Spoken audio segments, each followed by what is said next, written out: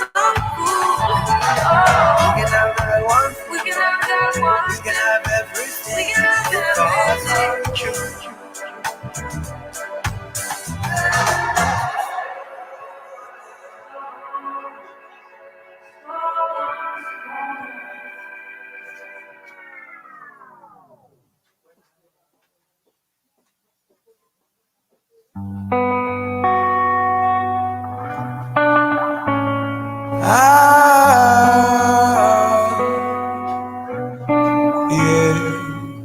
You fix your makeup just so. Guess you don't know that you're beautiful. Try on every dress that you own. You were fine in my eyes a half hour ago. Won't make it any clearer. I'll be the one to let you know.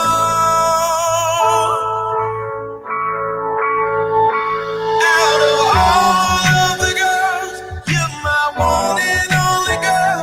Ain't nobody in the world tonight. All of the stars, you make them shine like the world. Ain't nobody in the world but you and I. You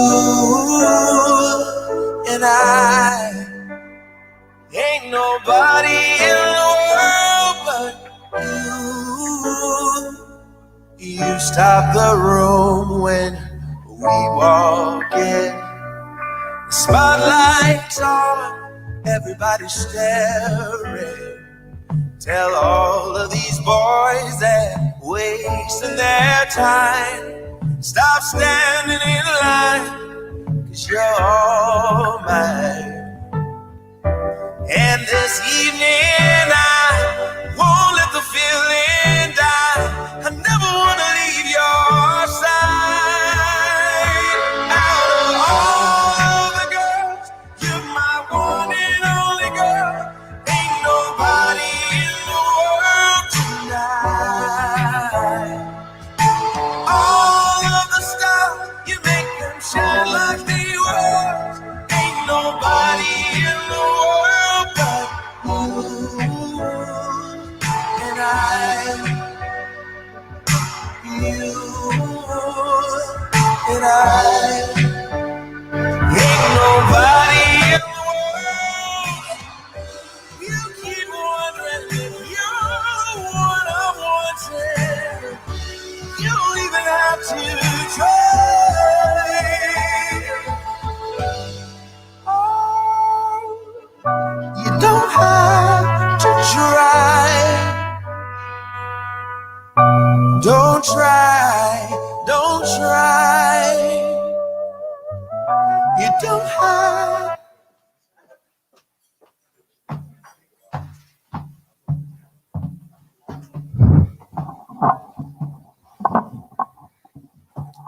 Even with heels, I'm short. Okay.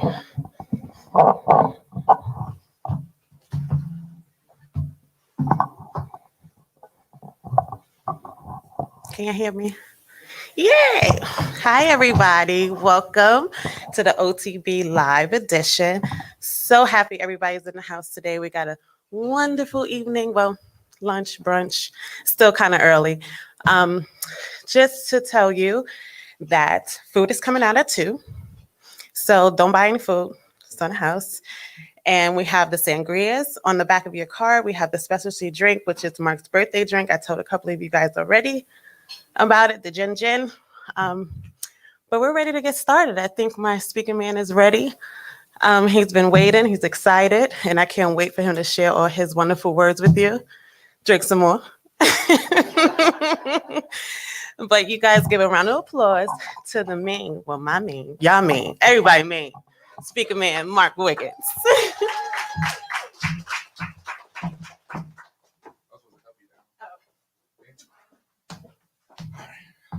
Good afternoon, everyone. How are y'all today? It's an awesome day. I'm so excited to be here. This by far is going to be one of the better off the bench lives that we've had. If you've been riding with me since, I don't know, 50, I've been doing these things once, twice a year where I want to give back on my birthday and share my platform, share my stage, share my audience so people can share their messages. And we're going to continue with that tradition today. The people who are in the magazine, there are some speaking clients here. They're going to come up and this is not their first rodeo, but when you're on my stage, it's probably your first rodeo. And it's okay because everyone has to get out there and get their message out to talk about what they're talking about and get motivated. My whole thing is off the bench. The whole kit and caboodle is about getting up off the thing you're sitting on to go do what it is that you've been wanting to do. What is holding you up? The magazine, which launched in December, Off the Bench magazine, is probably one of my greatest creations. I'll say that. It is a work. It is a work, but the results are good. The magazine's getting better. Each rendering that we come out, we're reaching more people. It's getting bigger and the brand is growing, which is what we want. But again, it's still about the message. The people in the magazine are all qualified, are all leaders in their own mindsets. We've got, you want styling, you want graphic design, you want coaching, you want fitness, you want entrepreneurism, you want authors. Whatever you're looking for is in this magazine. So those out there who are watching, if you're not subscribed, go to offthebenchmagazine.com, subscribe to the magazine to get in so you don't miss an issue. I don't know if you can see this right here. This is I am, I can, I will. I am, I can, I will is a mantra that was created with one of my besties, Dr. Sharon Myers. And we put together this whole training program moving forward. Well, she put it together and I just kind of hung out because that's what she does. I don't do all the organization. But one of the things we got together to talk about was a motivating affirmation. Now, affirmations, as everybody believes, is a positive thing. It's something that you say that's positive. Well, that's not exactly right. An affirmation is anything that you hold to be true, even if it is false. You affirm it to be true, correct? If you say that it's snowing outside and it's not, I believe it's snow. You just affirmed a lie, but it's positive to you. So anyway, we came up with the phrase, I am, I can, I will, to allow people to use this phraseology to keep them moving. And everything has an explanation. So the bonus issue that's coming out on Monday, and is my gift out to everyone. Everybody's going to get a free digital copy of this version of the magazine. I've got 19 articles in there of motivation that you can use however, and this is the cover for that magazine. So we've been putting stuff together all the way around, and this is really, really cool. I won't belabor the point too long, but I'm going to just share with you because we talk about being transparent. Everyone be transparent to a fault. But this morning, I wasn't feeling it. I wasn't feeling it this morning. I was like, oh, Mark, you excited? Like, mm-hmm. You ready to go? Uh-huh, sure. You feeling good? Mm-hmm. And the answer was, I wasn't. And I went out this morning, do my walk, get myself together. I said, I just need to get exercise, get my mind straight. Let's go out and exercise. I'm listening to music and amp. Jackson, I'm up. I got things running in my head, trying to get amped or whatever. Just absolutely nothing. Nothing. So I got a phone call from a dear friend, Dr. Davis calls. And have you ever had those friends that having to call out the blue and it's always the right time to make a phone call? That's her. And so she calls in and says, hey, I know you're probably busy. I just want to share with you that I'm going to donate a Chromebook for you to give away to some student going to college in the communications or whatever you want to do. And so she got to talking. She goes, well, I won't be there today. She said, well, why? I said, because she said today is the day that her father had passed several years ago.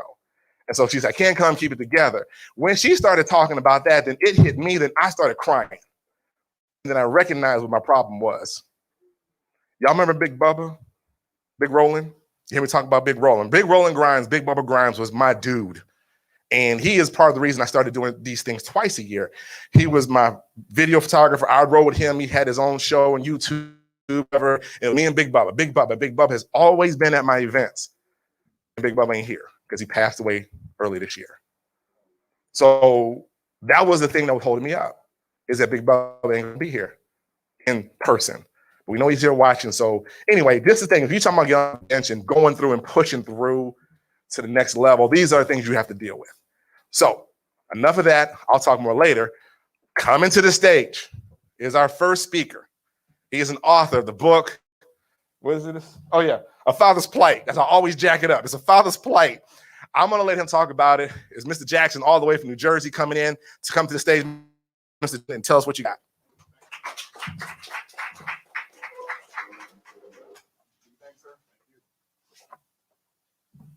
Pull his chair up.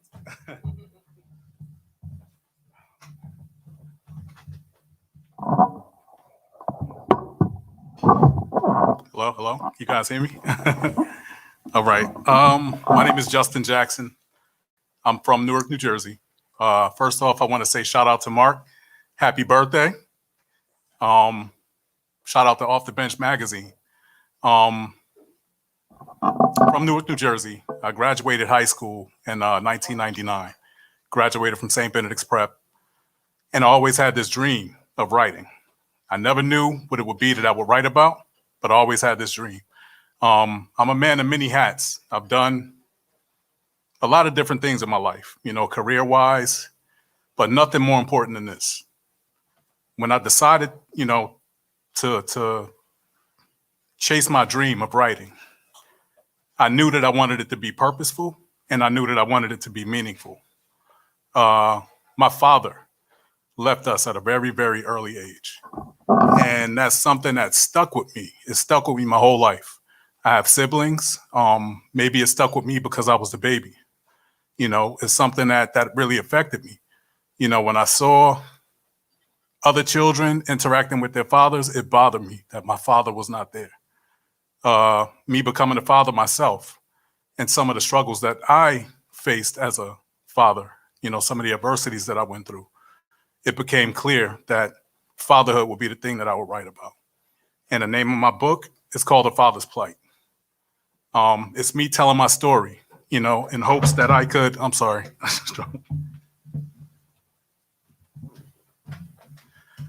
Sorry about that. It's me telling my story in hopes that I can empower other men to find their fight and to find their voice when it comes to maintaining relationships with their children, because it's important. Our children do not ask to be here. It's very important. And I feel like the message that I'm trying to drive home in this book, Mark Wiggins is the embodiment of that. It's been a short time, since I've known Mark, a very, very short time. But every conversation, is something, I take something away from every conversation that we have.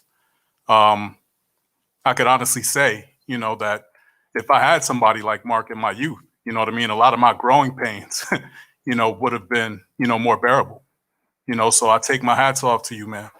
I thank you, for the opportunity to be a contributing writer to your magazine. And I just appreciate you, man, so much. And this is the reason why I'm here today. Drove from New Jersey last night. And I just appreciate you. So happy birthday.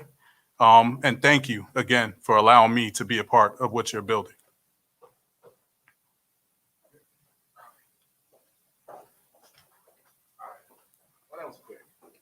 Yeah, I told you I was going to be brief, man. All right, well, that's good. As y'all know, what we do is, I hope you can see me, is we have a conversation.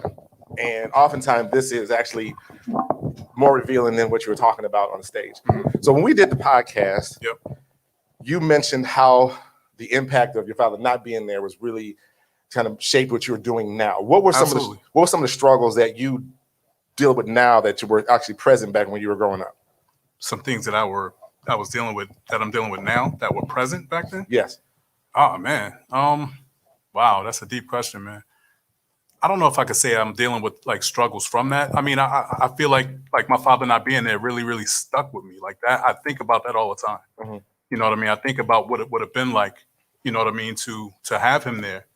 But that's what drives me forward. You know what I mean? So I can't really say that I have struggles that I deal with now that I dealt with, back then, because everything, I'm going to tell you, my father's absence taught me everything that I didn't want to be to my own children and moving forward. So, I just try to pay everything forward, man. I just try to, just show up. Like I told you on the podcast. Yeah. You show up and you show out, man, in every way you can. And that's the biggest part that when we were interviewing, we talked about just your presence, right? Just showing up, regardless of the circumstances that are surrounding the reason for you not being present. You have to be there for your kids. That's In right. your book, I mean, you go into a lot of detail about some of the struggles that you've had. What, like, give me the top 1-2 struggles that you dealt with your kids and trying to make sure you're present. Oh man, I really can't say that. I you know what? This is deep because I have three children, and my last child, you know, like I said, I'm going through things right now. You know what I mean? Right now at this very moment, my last child I haven't seen in maybe 2 months. You know what I mean? Because the relationship, you know what I mean? Like, you know, I decided to leave a situation that was toxic. You know what I mean? And it just kind of, you know, I don't know, like, it's tough, man. Like, I haven't seen my child because of that. Right. You know, but I know how to handle that. You Right. know what I mean? I know what I need to do to get back into my child's life because I won't allow that to, you know, affect my relationship with my child. Right. And now I'll commend you for that. When we met, and it was a quick friendship, back and forth, answering questions, and your brother was just like, I ain't never seen somebody retweet so much in my entire life. You're killing the game and pushing your book out, but that's what we have to do because your message is so strong. Matter of fact, you know, part of our conversation led to the issue that's coming out in June was the conversation we had. I want people to hear the man side of the conversation of not being around his children. Absolutely. You know, and the issue we're going to talk about, calling it King's Conversations next month, is the things we have to do as men in spite of all that to make sure we're present. And that's the things you've been doing. Yeah. So when you wrote the book, what is it that you want people to take away from the book? I just want people to keep going, man. You know, life will throw you some curveballs. You know, life will throw you curveballs. And I always tell people to embrace your life and everything that comes with it. You know, it might be some struggle, you know, but the struggle moments are the best parts because that's where the most lessons are going to come. You know, because the information that you get from it's so much deep-rooted knowledge and struggle. If you slow down and just pay attention, and the mud that you trudge, there are diamonds in that mud, but you just got to slow down. You got to slow down and really pay attention to what's out there so you know how to pick those diamonds, you know, out of that mud. You know, it's crucial, man, because that's where you learn. That's where the most information comes, you know, from struggle. Yeah, winning is good, you know, but you can't win all the time. Sometimes you have to lose to win. Sometimes you got to take 10 steps forward to move 100 steps, you know, or 10 steps backwards to move 100 steps forward. You know, it's important that it's all about perception, how you perceive certain things. You know, you can't get down on yourself, you know, when things don't go your way. God is putting you in those positions for a reason. There's a reason he's doing that. Slow down, pay attention, and learn from whatever it is that you're going through. Because at the end of the day, it's only going to make you better. Mm-hmm. See, that's what I'm talking about. So you get these conversations. He should have said it in the first place while you were talking, but that's fine. We're gonna get to it right now. Now, Jackson, one of the you went into a little bit of detail about some of the legal struggles, and when you found out that a lot of the legal struggles that happen in custody, whatever, men are at a major disadvantage. No, we are. We definitely are, and that's real. You know, I hate to say it, but we are. Mm-hmm. You know what I mean? We are.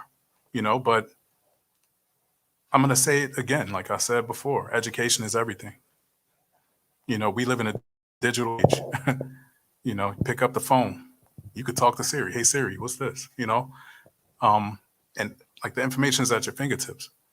You know, a lot of young men, young fathers, it's a lot of fear involved in showing up to courtrooms and, you know, standing, you know, with a judge from on high looking down on you.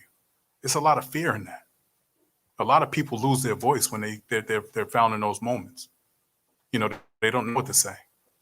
But I always tell people, man, educate yourself, read, really study this stuff.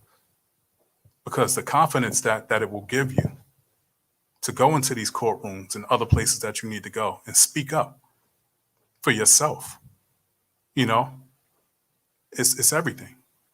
You know, I can remember, you know, me going to court. You know, I talk about it in a book. And, you know, they took, you know, my pay stubs. And at that point, you know, this is my daughter's book. I got 2 more books coming. I have 3 children. I'm working on the second book now for my 7-year-old son. And then I have another son that I just told you guys about that, that's going to be the third book. But I can remember going to court. And at that point, I was doing everything the right way. I had joint custody of my child. I was getting my daughter every 2 weeks. The judge asked me when I went to court and filed for joint custody, how do you want to do this? I want my daughter for 2 weeks and she can have it for 2 weeks out of every month. I can remember, I got taken to court after that, by her. And I can remember, I'm just sitting there, let me have your pay stubs. Let me have this. Let me have that. And they're just going to town, typing, just looking at my pay stubs and typing. And I'm in that moment, I'm looking, I'm like, what's going on? They're about to railroad me if I don't speak up for myself. So I spoke up because I had been reading about my rights as a father and as a man when it comes to my children. So I spoke up, and I think I shocked the judge. Everybody in the courtroom looked like deer in headlights when I spoke up. Are you guys going to allow me to speak, or are you just going to type?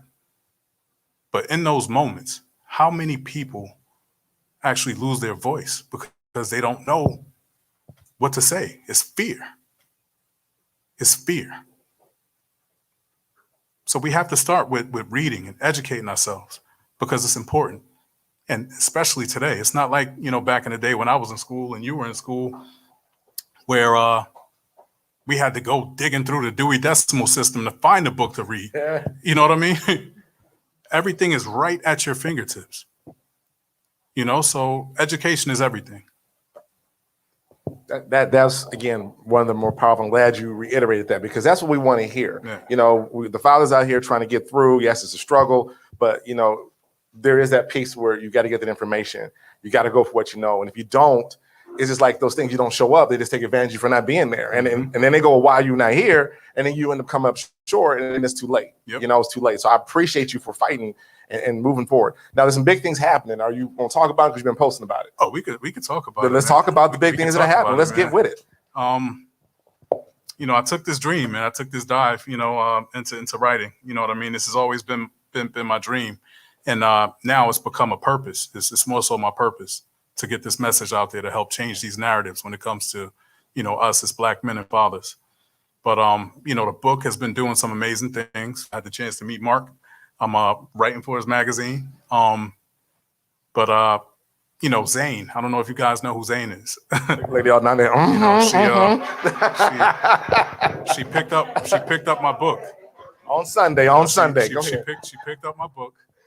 Shout out to Zane. Shout out to her daughter, Area Justice Media Group, who's my publisher. And, she loved the book so much that she wrote me a script for a short film. So we got a short film coming soon. Absolutely. That's amazing. We got a short film coming soon. That's right. Clap that up because that's no small feat.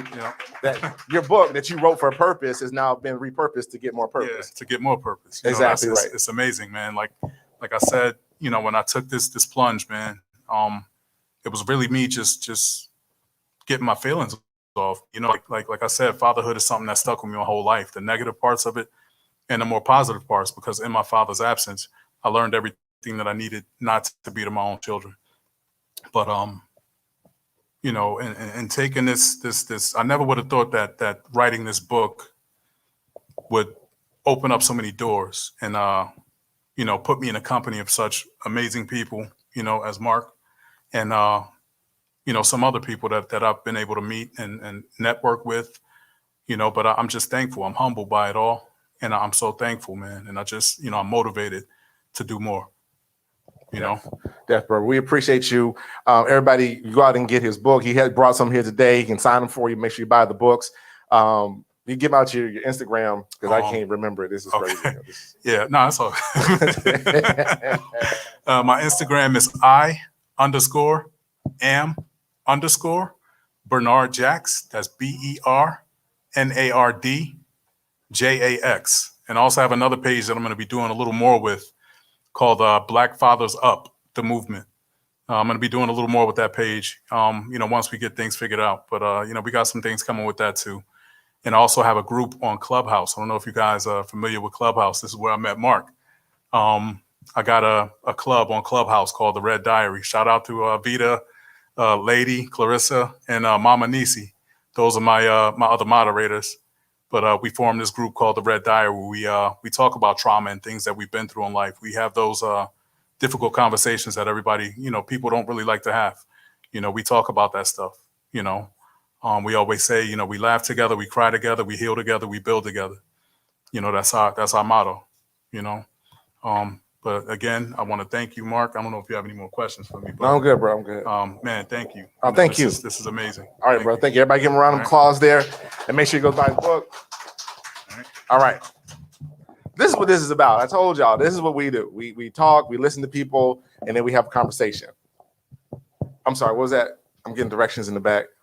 Jackson, come back. We're supposed to get a picture or something.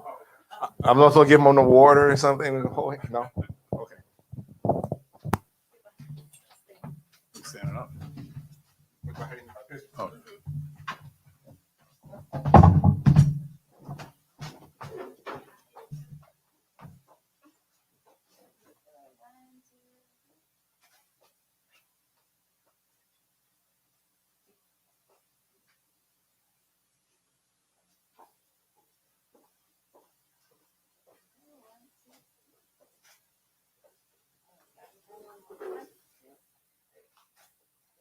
All right, you.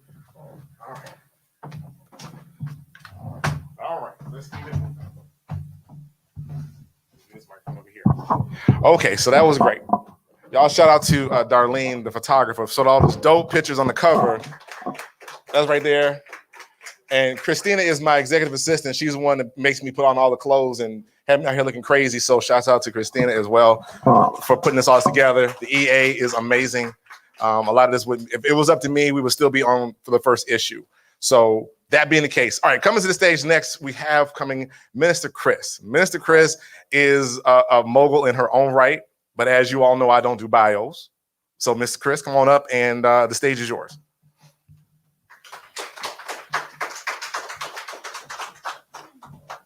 Chair or no chair?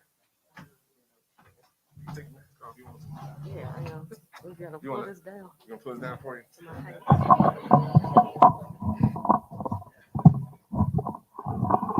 I am vertically challenged. Oh, wow, that's real low. Wow. Is that good for you? Yes. Okay.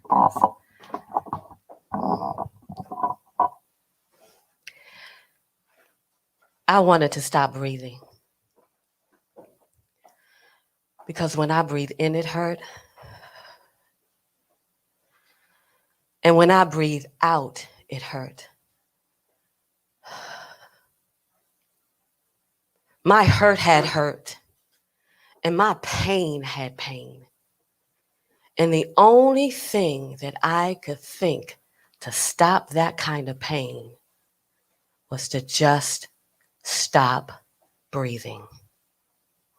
See, God asked me the question, if I don't give you everything that I promised you, will you still serve me? And I couldn't answer that right away. It shook me to my core, to my very being. But I did. I said yes to God. I said yes, no matter the question. And as I said yes to God, my life would turn upside down. And everything that God said didn't look nothing like God said that. I remember laying in my bed, seeping into depression, and the voice of God said to me, either you're going to be determined or you're going to be depressed. Everything in my life was falling apart. My marriage of 20 years with the same man for 25 years, and now finding myself single for the first time as an adult at the age of 44. My businesses, all the bills that I couldn't pay. I was almost 2 years behind in my mortgage. And when God said to me, are you going to be depressed or you're going to be determined? At that moment, I had to make the decision, rather to be paralyzed in my position, lame with excuses, or blinded by my circumstances. but I couldn't be both. I had to allow God to process me through the process of restoration. I had to allow God to restore all for restoration to speak, for him to take me through the process of his healing, his deliverance, his freedom, his wholeness, and his restoration. And now, I am restored. I am restored by the power of God's word. And now, I am Minister Chris. I'm a media mogul, a best-selling author, a speaker, and a spiritual midwife with a message of restoration that will birth you into your purpose, to discover your value in Christ, access your voice, and bring your vision to life. But there are some lessons that I learned in that journey to restoration. The first was I had to make a decision. See, God won't override what you decide. If I would have decided to stay there in that place and sink into depression, God wouldn't have approved, but he would have allowed it. See, we're free agents. We have free will. And God won't override what you decide. Secondly, I had to obey God. God will tell you to do some stuff that's just outlandish, that makes absolutely no natural sense. When God told me to give my ex-husband the keys to the second car, because he took the first one, to give him the car 2 days before our divorce. Are you serious, God? You really don't mean it seriously. But he did. And I had to obey God. Didn't make any sense, but I had to do it. And lastly, you have to do the work. My restoration did not come by osmosis. It came from me doing the work. I just couldn't pray for 2 weeks and think something was going to happen. I couldn't just read the scripture and think that something was going to happen. I had to do the work. I had to first come into agreement that something was wrong with me. See, it's not always the other person. Because when I was pointing my finger at my ex-husband, those 3 fingers were pointing back at me. And God said, if I fix him and you still messed up, you're going to mess him up. So why don't we deal with you? So in that process, I had to allow God to do the work and me do the work with God. And doing the work with God is cooperating with Holy Spirit. See, we get that case of, well, if I do that, then this gonna happen. If I do that, then that might happen. God just wants your yes. Stop being attached to the outcome. Because when you attach yourself to the outcome, then you're the one responsible for it. But when you obey God, now the responsibility is on him. So as I said, I have been processed through the process of restoration. But in order for us to get to the end of it, we have to first make a decision. We have to then obey God at all costs, and it will cost you everything of your flesh. I promise you. And lastly, we have to do the work. Thank you.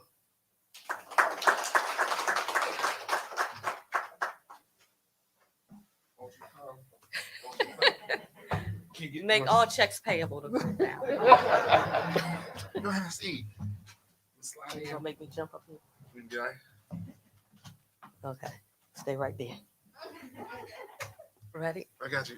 Okay. I'm good. You good? Yes. All right. I told you I worked out this morning. Well, no, I didn't. Uh-oh. Okay. All right, so Minister Chris, let's put things in perspective. I told you on what, Monday, Yes. that I need you to come speak. Yes. And you were like, nah, I ain't gonna do that. Yes. I've heard that before.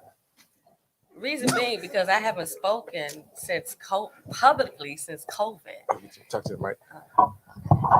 I haven't spoken publicly since COVID. I know, right? So it's like kind of gunshot, like, oh, am I ready for that again? Right, absolutely. You did a phenomenal job. Thank you. You did a phenomenal job. I love that. So we go back to, let's start with all the things that you do. You said you're a media mogul. What exactly does that mean, the media mogul piece, for people out there in the audience? Yes. I own my own business called Purpose for Christ Video Development. So I develop promo videos, websites. What else do I do? Graphics, I don't know. Graphics, all of those anything dealing with graphic design services. I'm also a co-host of a show called AWIC TV Experience It with 5 other women. And the 6 of us together own a broadcasting network. For short, it's VBN, which stands for Value, Voice, Victory, Belief Network. So that's the media portion of it. And I also have another show called First Fridays with Marisa and Chris, and we talk all things business. And Mark was our first guest on that show. And I also have a show that I'm going to be launching. Still getting it in development right now. I'm just doing pre-records. Not sure exactly when I'm going to launch it, but it will be called Restoration Speaks Sessions. And it will be myself, of course, as the host, but I will have other women, because this is specifically for women who are broken, who have been through trauma, no matter what the trauma is. But there is a process to restoration, and that's the healing, deliverance, freedom, wholeness, and restoration. All of us are at different places in our journey, but there are some key things that are crucial across the whole gamut. So I'm going to have other women who either have ministries regarding that specific thing. Like I have a young lady that's coming on to talk about forgiveness. Her ministry is called Forgiveness Nation. So she's going to talk all things about forgiveness, because if you don't forgive, you can forget about deliverance. You can forget about healing. You definitely can forget about restoration.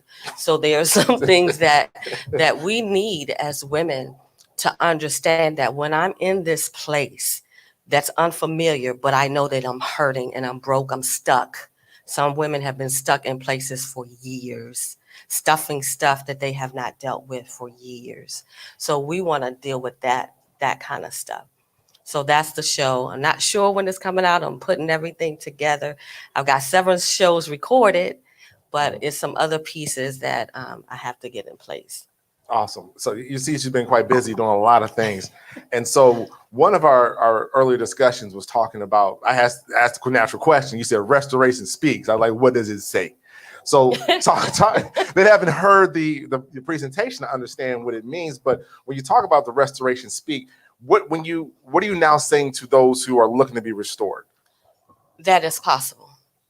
Because when you're in that broken place, being healed or restored or any manner of anything outside of the pain, you have no way of seeing that. All you know is what you feel.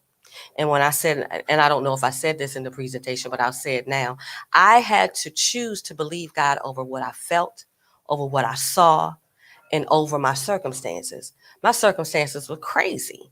You know, what I felt was nothing but pain. I literally wanted to stop breathing.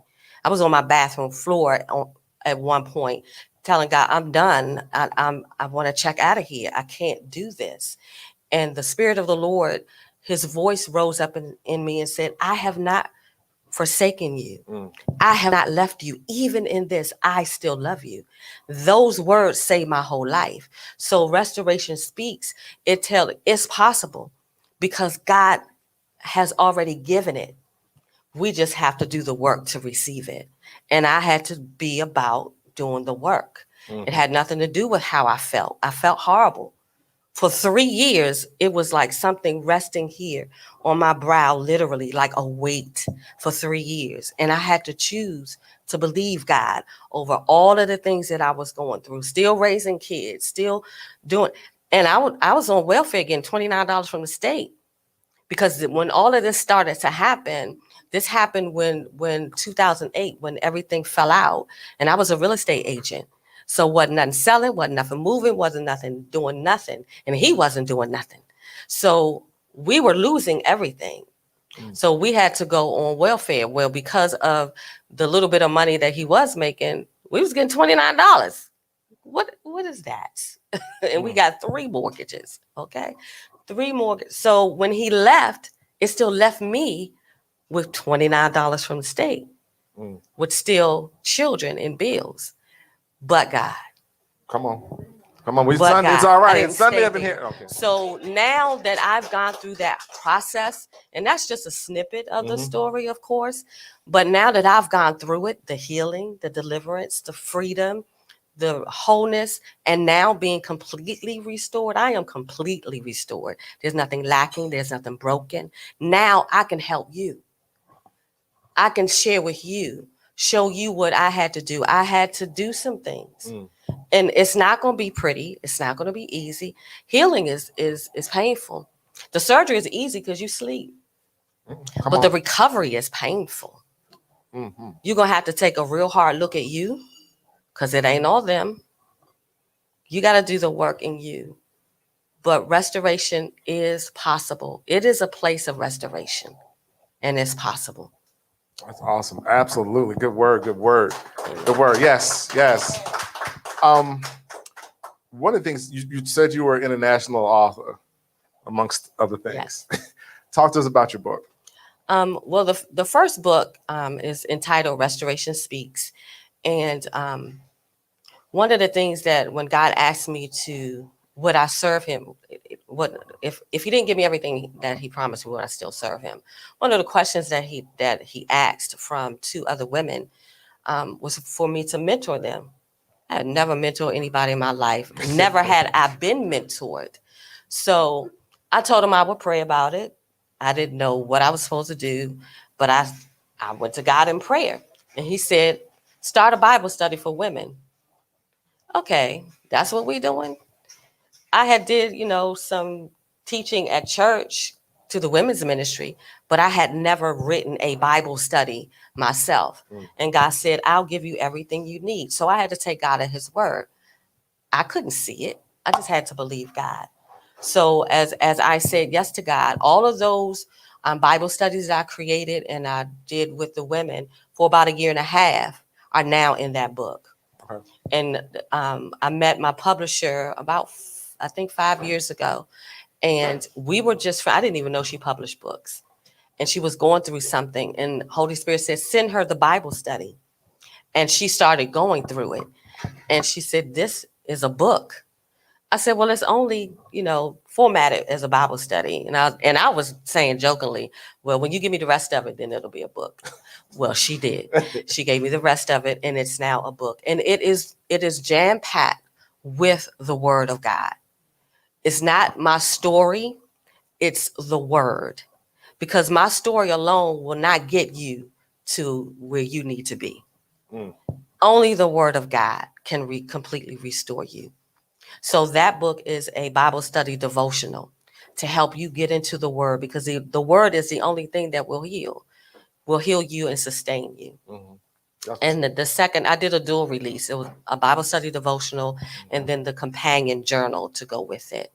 And the book that made me a international best-selling author was an anthology that I did with other authors. It was 9 of us. One of them, my daughter, my oldest daughter, telling their stories, and it's called Restoration Speaks: From Tragedy to Triumph. That one went international. That's what's up. That's amazing. And so again, make sure you all follow along and get with Mr. Chris and all of her network. I have in the front row, the next speaker coming up after we finish, and we need to do is a guest that needs to be on the show. Yes. And he told me already. I did. I told her already. I told her already about you. You good. Just a matter of you set up schedule.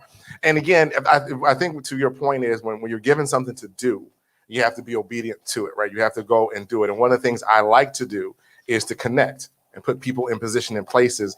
And if you come to any of my events or whatever, you always hear me say that people are like, what do you want me to talk about? And how do you want me? I said, I don't care what you think you need to talk about. God is going to coordinate it all so it all runs together. I don't ever worry about what's coming on the stage, because when you hear the next speaker and you hear what I got to say, someone on the line is going to make sense. Amen. So I'm so excited that you decided to come on after I told you to come on and speak. Yeah, he didn't ask. So, see, Chris is one of my clients. He took and told me. It took and told. I do this with, she's one of my clients for disclosure. And part of who I am is to allow people to go and do what they need to do. And sometimes we need that foot, not a push, not a nudge. You need a foot to go do it because someone did it to me. It was like, you got to go. And I'm like, oh, well, you got to go. Because that's the only way we're going to get our voice out there and get the reps in. Not concerned if you could do it or not. That's not the issue. But there's that moment, right, to come forward. And I'm just so glad that you called back and said yes, because we're going to talk either way, but I'd rather you speak so people can hear from you and hear your message better that's been given you to give, right? Because that's what we're about. So y'all make sure you get her journal, get her book. If you sign up for her subscription service, she's on Roku, Apple, iFire, wherever, all of that. I'll tell them. You go ahead and tell them because I'm not going to do it justice. It's not what You I'm can gonna do. follow me on IG and Facebook at Restoration Speaks. Also, my website is restorationspeaks.com. And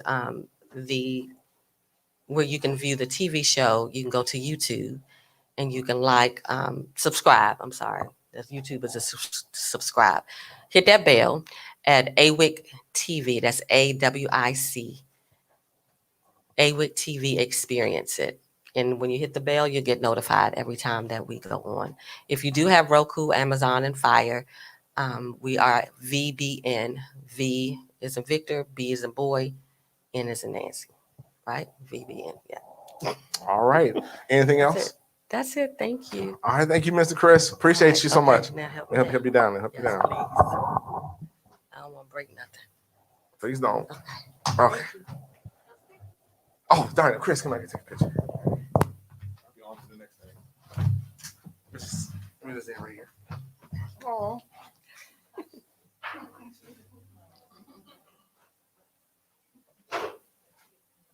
Thank Thank you. you. Christine.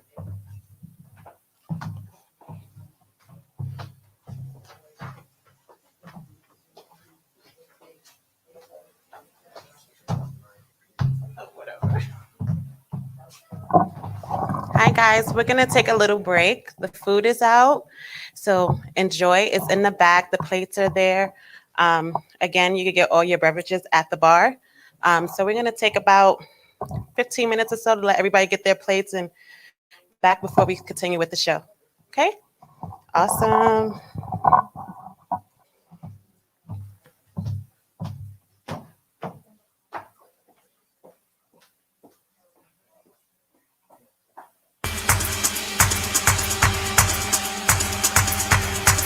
Don't never take my power, my power, my power. Don't never take my power, my power, my power.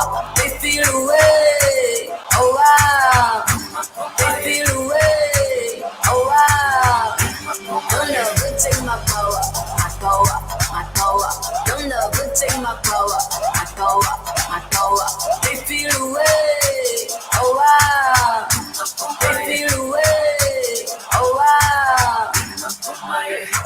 I was always in the lead. Who you wanna be? I'm who they wanna be. BEAUTYE. Never seen so much rage from a queen. Rage from a queen. Queen so strong, thought she was a machine. Like a dream Sinclair regime. Turn to the max and forget vaccine. Refer to me as a goddess. I'm tired of being modest. 100 degrees the hottest. If we're being honest, ever be any modest. Black people when they say we be a demonic angel in disguise. I have to disguise it. Why you gotta disguise it? Rich in the mind is why I'm making deposits. Give me all the power. It's time to realize it. I'll never ever take my power. Don't never take my power. My power. Power. Don't never take my power.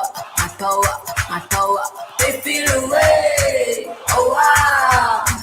They feel away, oh wow. Don't never take my power, my power, my power. Don't never take my power, my power, my power. They feel away, oh wow. They feel away, oh wow. This that rhythm, this that lightning, this that bar, this ain't no perm, this that nappy, this that herb, this that kinfolk, this that skinfolk, this that war, this that bloodline, on the front line, ready for war, where you gonna run? Get it loose, get it low, get it low, oh yeah, get it loose, get it loose, get it low, get it low, oh, gotta protect my grace, keep it locked in the face. Don't make me get back to my ways. My power they never take. Don't never take my power. My power, my power. Don't never take my power. My power, my power.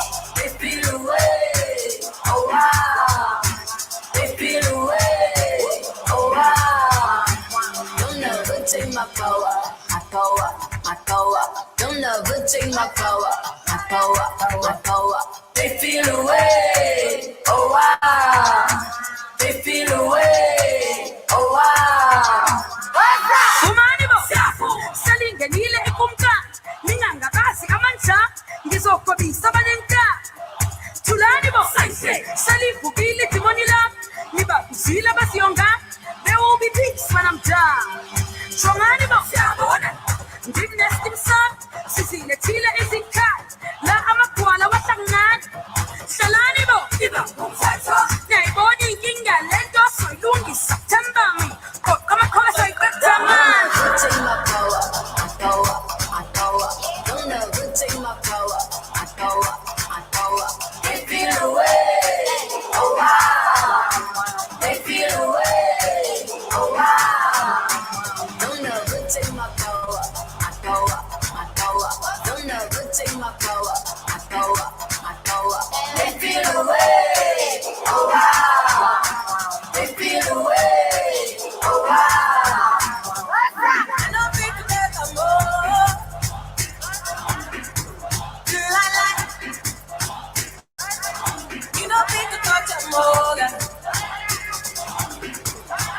Attention means let's go. So what? Boom, check your laser. I roll with the ninja. I go yiki, ninja, me 90, ninja. Boom, boom, check your laser. I roll with the ninja. I go yiki, ninja, me 90, ninja. What's up?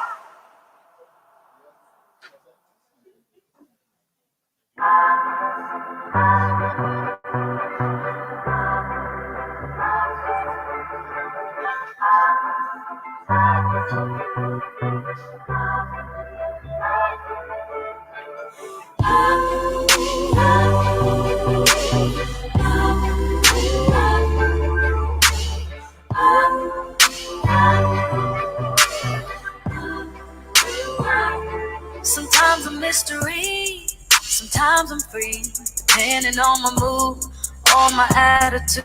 Sometimes I wanna roll, but stay at home. Walking contradiction, get some factual and fiction.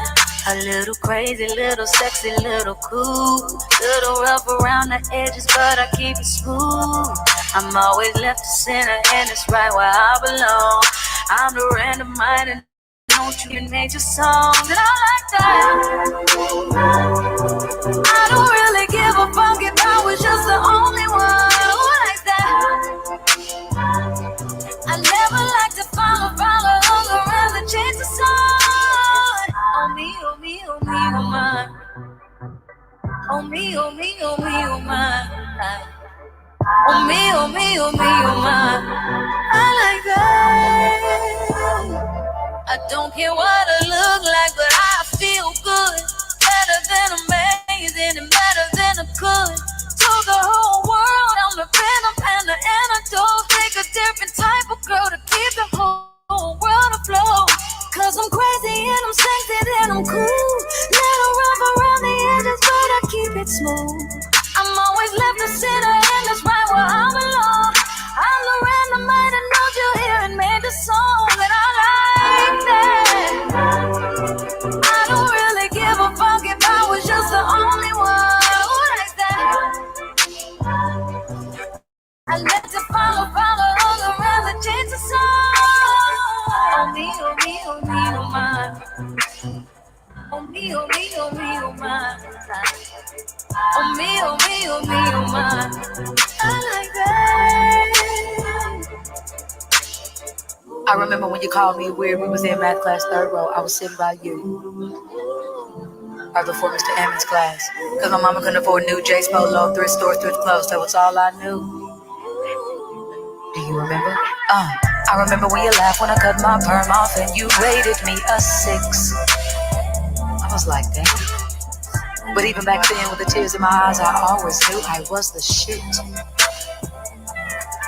I like that. I don't really give a fuck if I was just the only one who likes that. I never like to follow all around and chase the sun. On me, on me, on me, on my. On me, on me, on me, on my. On me, on me, on me, on my. I like that.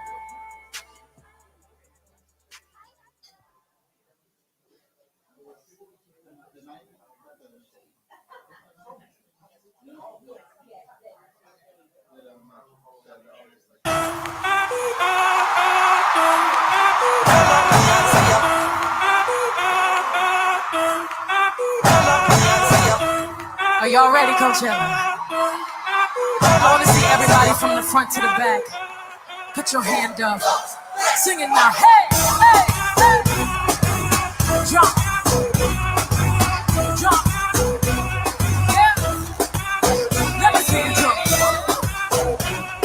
Ladies and gentlemen, please give it up for J Balvin. Si el ritmo te lleva a mover la cabeza, ya empezamos como es. Mi música no discrimina a nadie, se que va a mojar y toda mi gente se mueve. Mira el ritmo como lo tiene. Hago música que entretiene. El mundo nos quiere y me quiere a mí, toda mi gente se mueve. Mira el ritmo como lo tiene. Hago música que entretiene. Mi música los tiene fuerte bailando y se baila así como.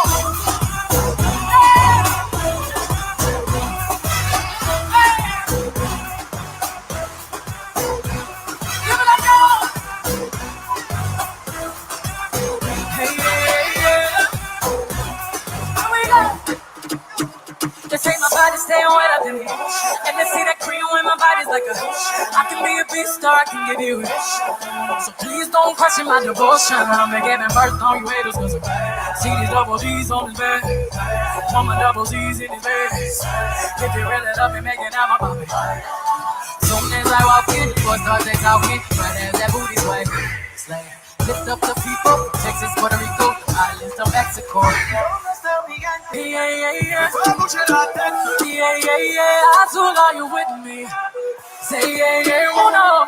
Yeah, here we go.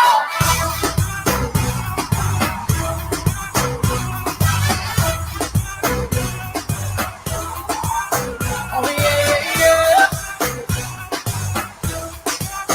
Oh, yeah, yeah, yeah.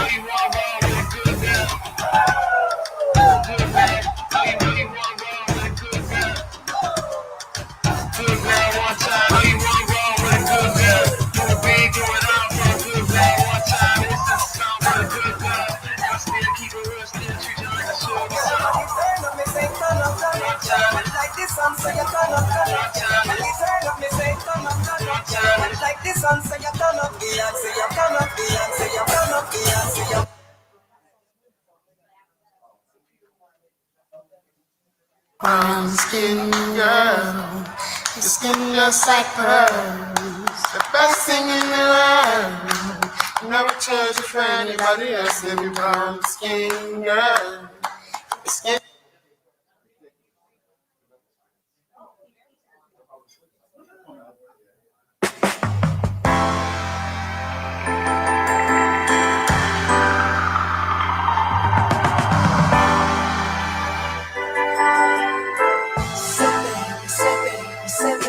What you do? Where you at? Oh, you got plans. Don't say that. I'm sipping wine in a robe. I look too good to be alone. My house clean, my pool warm. Just shake smooth like a newborn. We should be dancing, romancing in the east wing and the west wing of this mansion. What's happening? I am playing no games. Every word that I say is coming straight from my heart. So if you're trying to lay in these arms, I'ma leave the door open. I'ma leave the door open. I'ma leave the door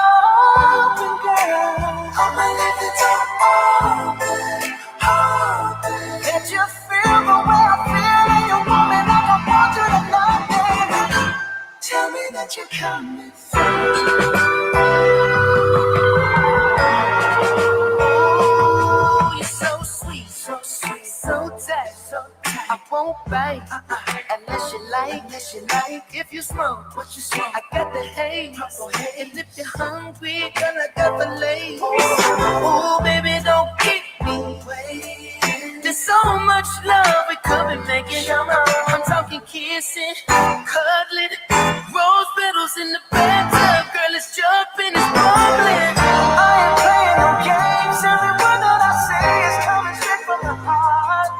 So if you try to play these songs, I'ma leave the door open. I'ma leave the door open, girl. I'ma leave the door open. Let you feel the way I feel, and you want me like I want you tonight, baby. Tell me that you're coming through.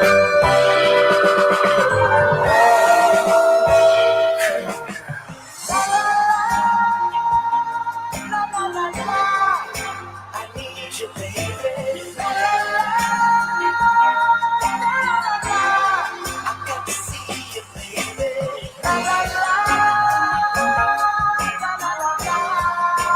Girl, I'm trying to give you this song.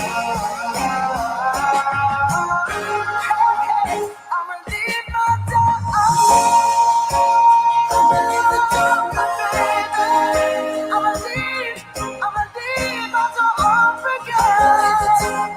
And I'm hoping that you feel the way I feel, and you want me like I want you tonight, baby. Tell me that you're coming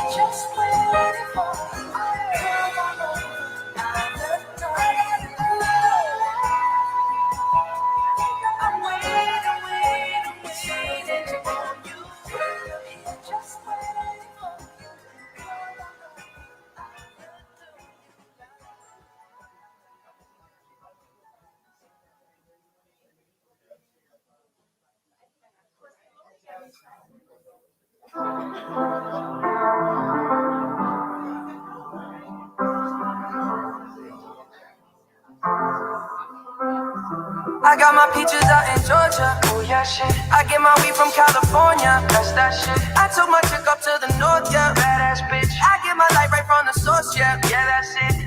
And I see you, the way I breathe you in, it's the texture of your skin. I wanna wrap my arms around you, baby, never let you go. And I see you, it's nothing like your touch, it's the way you lift me up.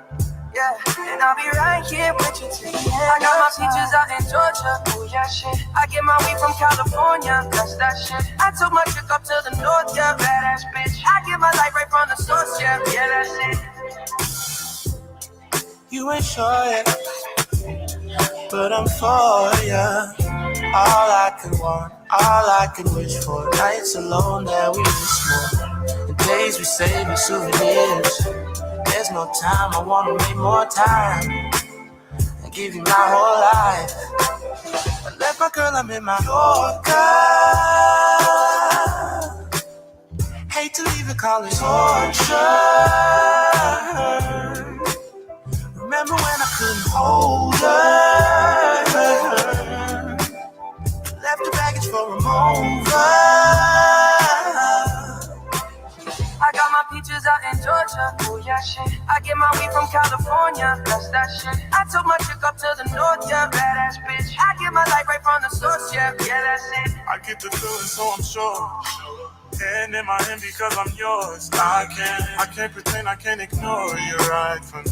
Don't think you wanna know just where I've been. Oh, don't be distracted. The one I need is right in my arms. Your kisses taste the sweetest with mine.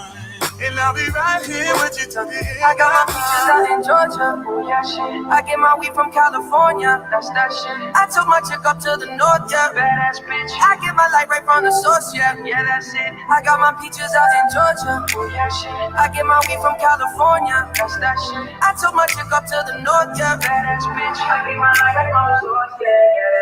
I got my peaches out in Georgia. Oh yeah, shit. I get my weed from California. That's that shit. I took my chick up to the north, yeah. Badass bitch. I get my light right from the source, yeah. Yeah, that's it. I got my peaches out in Georgia. Oh yeah, shit. I get my weed from California. That's that shit. I took my chick up to the north, yeah. Badass bitch. I get my light right from the source, yeah. Yeah, that's it.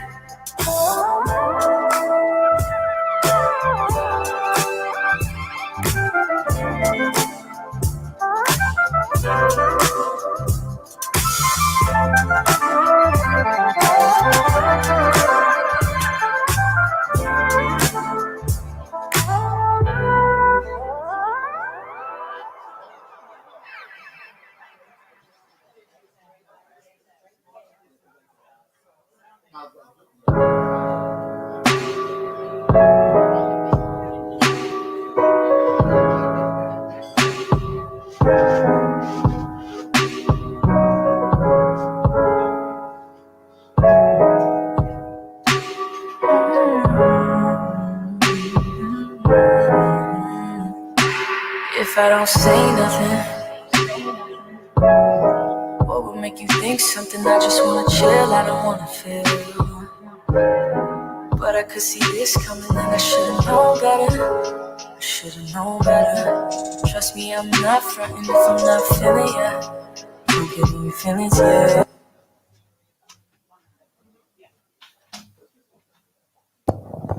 All right, all right. Well, y'all can continue to eat in silence. Please continue to eat and drink those sangrias. I done paid for them. All right. Drink up. Drink up. Some of y'all I don't have to tell that twice up in here. Some of y'all I do not have to tell twice. All right. So one of the things I love to do is to give other people, again, a chance to talk about their businesses and platforms. So what we're going to do now is we're going to actually, before, I know you got the agenda, I'm going to pause Elena coming up right now, and I'm going to bring up, no. She ready to go. You ready? You want to go now? I'm going to do on-the-spot interviews, and my on-the-spot interviews is just a chance for people to come up and talk about their businesses and what they've got going on. So, Josette and Dot, would you come to the stage, please?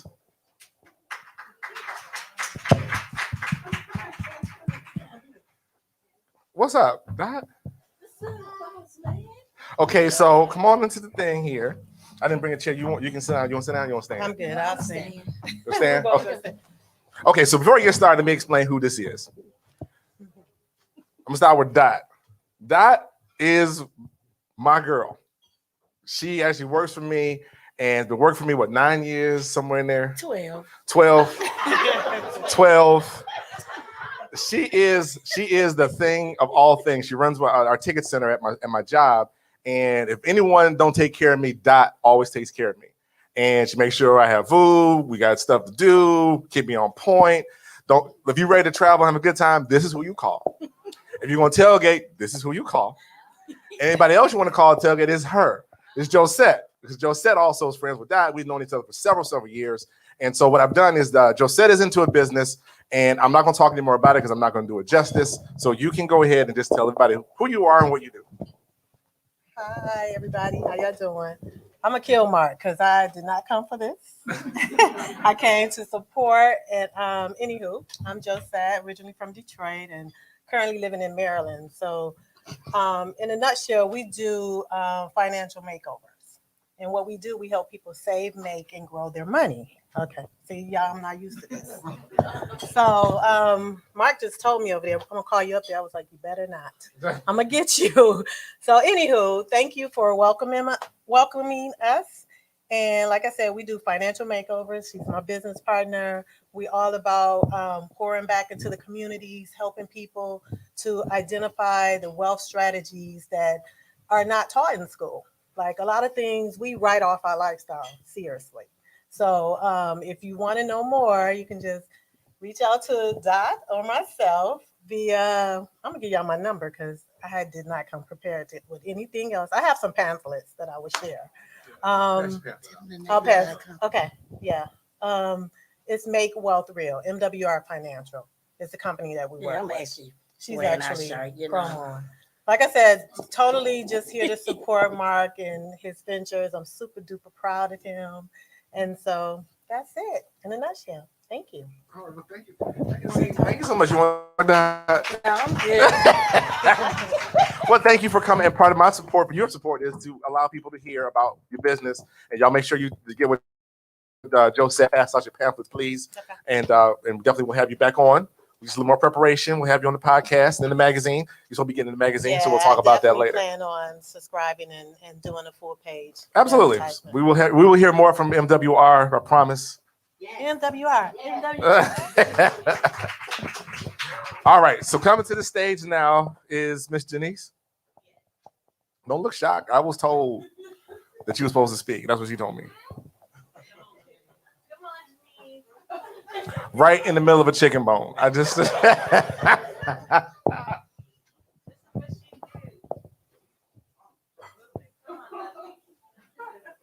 take your time.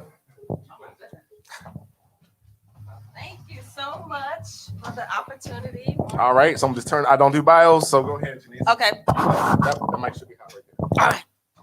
So my name is Janice Sewitt, and I reside here in Virginia.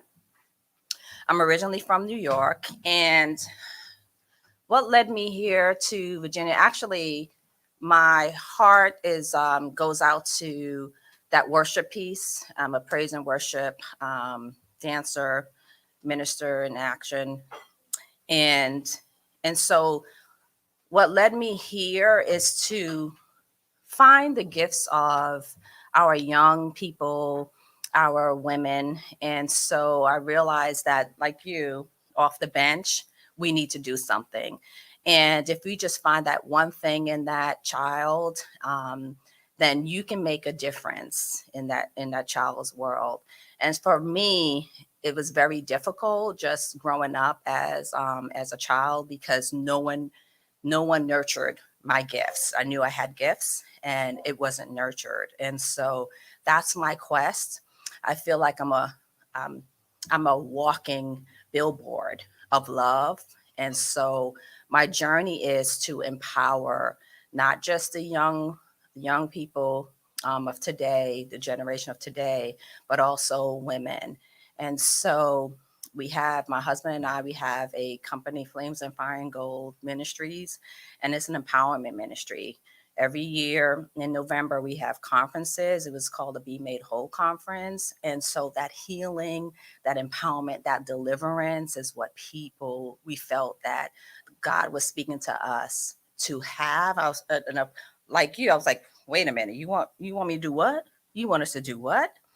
And it was a push. So God had to push us and launch us. And so now, 4 years later, we're still holding conferences, we're consulting, we are coaching. That mentoring piece is so important. I find that sometimes people hold on to their gifts and they don't want to share. And so, like I tell people, we're not here to compete. We're not here to compete. We're here to give, and we're here to love. And so that message of love is so crucial because you can make a difference in someone's lives. So catch me on Facebook, Flames and Fire and Gold Ministries, and we're here to serve, empower, and that whole transformation of peace is so important, that wholeness piece. So thank you for the opportunity. Hold on. Oh, there's more. I was told you work with an organization. Am I wrong? Oh, okay. My intel was correct. Go ahead. Okay, so someone approached me and asked if I would help them start up the National Coalition of 100 Black Women here in Loudoun County. And so I said, sure, I'll help out. And so it's growing. And so we are in the process. We have about close to 30 women now. And the whole mission of the 100 Black women is to empower our Black women and our girls. And it's about advocacy and leadership. And so if you know of anyone that's mission minded, that would like to join us in this mission to launch the 100 Black women here in Loudoun County. You don't have to live in Loudoun County. You can live in Reston, you can live in Centerville, you can live in Leesburg, somewhere, but Fairfax, but you can't. They have an organization in DC, so you wouldn't be able to join because this one is close to you. And so if you know of any mission-minded women that would like to empower our women and our Black girls, and yeah, please see me. So thank you. That was on Christina. So you Thank can get you, her. Christina. So I had to, but thank you so much for sharing again. Make sure you follow, along, subscribe. You need some speakers and some ministers. I know a couple that's at this table that you can have for your conference. Absolutely. This is what we do. Question. Do we have one in Maryland? I believe so. But I can give you information so that we can go on the national website to look it up. I know there's Tampa, Florida. There's one in New York. So there's a whole lot around. So it's new to me. And so my thing is I can be creative and the women can be creative. And so come with your gifts. Very diverse community that we're trying to build. And so I can help you with that if there's one there should be one in Maryland. Okay. All right. Thank you so much for the opportunity. Thank you, Christina. Put me on the spot. What are friends for? Okay. Anybody else want to talk about something? Won't you come? All right. You got to do the whole intro because I don't know what you got going on. Hi, you guys. How are you? And good afternoon. I'm Andrina Cheatham, and I have a boutique called Extra Over the Top. Ladies, when it comes to fashion, just know that we can never. You know how some people say, "Oh, you're doing too much." No, you're not doing enough. So most of the sets that I sell, I have like bags and shirts to match. If you know how they say, well, what you gonna wear? Honey, don't worry about what I'm gonna wear. If I'm coming, I'm coming. Okay, and you guys look lovely in the audience. Any questions for me? Sure. So is it an actual? Go ahead, give her a hand clap. Hand clap. See, this is what I'm talking about. Take the opportunity, maximize. So is it a brick and mortar? Is it online? Are you a stylist? Who are you? Well, I was diagnosed with cancer back in August, and what you guys see here, these are fillers. I have no breasts. I got my breast cut off on March the 3rd. And from that, it motivated me to push and do more. I have a 7-year-old son. It motivated me. I always had an eye for fashion. And I love working with young ladies like you guys out in the audience and making you guys look beautiful, more beautiful than you already are. So it motivated me to do more and do what it's always been my passion. So I said, you know what, if I can survive this, I can do anything that I put my mind to. So I got my breast cut off in March, and I started my boutique in March with my back hurting, my nerves. I could barely feel the side of my legs. But guess what? God had a plan, and I'm pushing and I'm working for him. So. Well, there it is. So where can they find your boutique though? Follow me on IG at Extra Over the Top Boutique. Once again, that's Extra Over the Top Boutique. And remember, ladies, you can never do too much when it comes to fashion. If you're coming, you're coming. Okay? All right. Thank you so much. Thank you so much for your testimony. Bless your heart. Is there yet another one? No? Lance, aren't you in something, Lance? No? Not a problem. You want Darlene? Darlene, come on up, Darlene. Yay, Darlene. That's right. You cannot hang around and not do. I'm bringing my camera with me. That's okay. Hi, Darlene. Hi. So I'm Darlene Chenier of Darlene's Photography.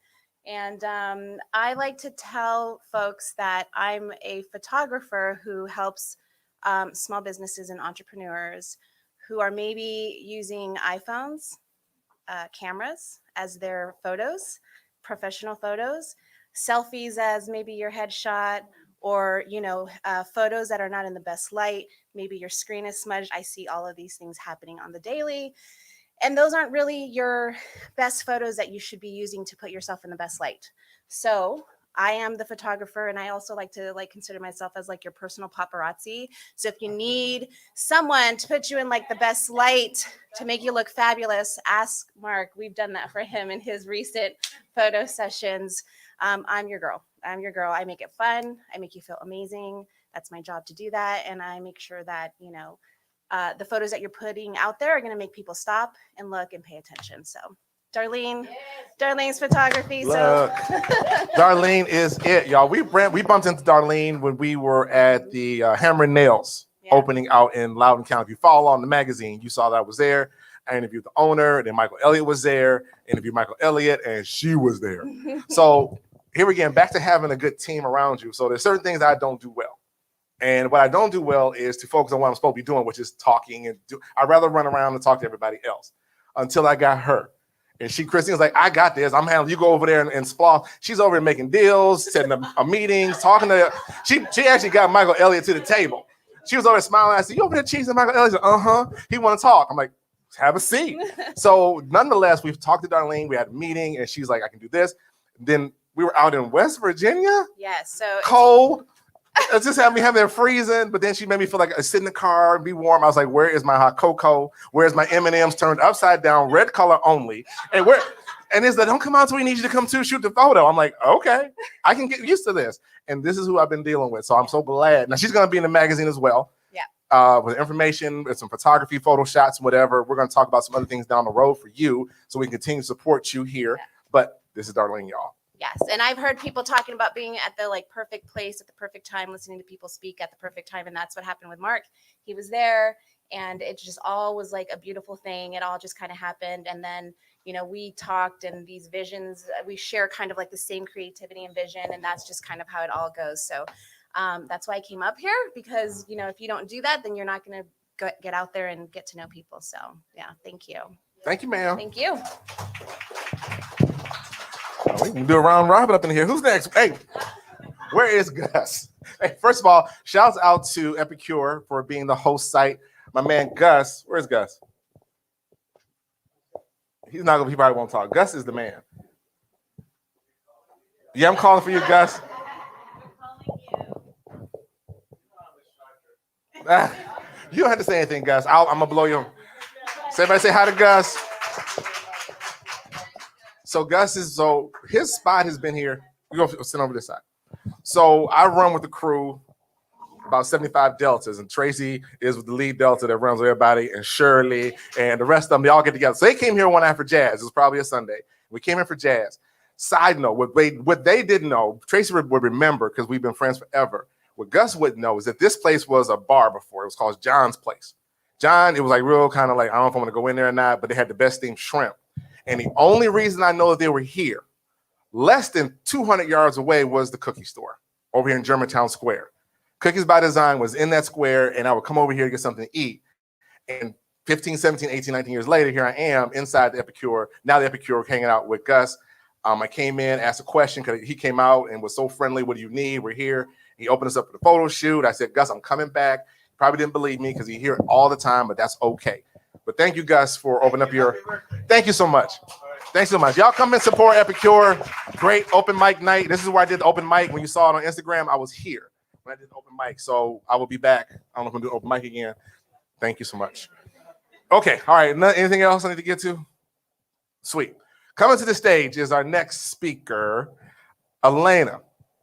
Yeah. All I can just say is yeah, because when I met Elena, long story short, she said she was from Cleveland, and we got to talking about Cleveland. Then she started, yeah, this, yeah, that. And when you talk about home, and you start hitting them hot spots, but you know about hot sauce. Yes, know about hot sauce. Do you know about this? And I was dating so-and-so. I was like, you dated who? I played ball against dude. Oh, yeah, da, da, da, da.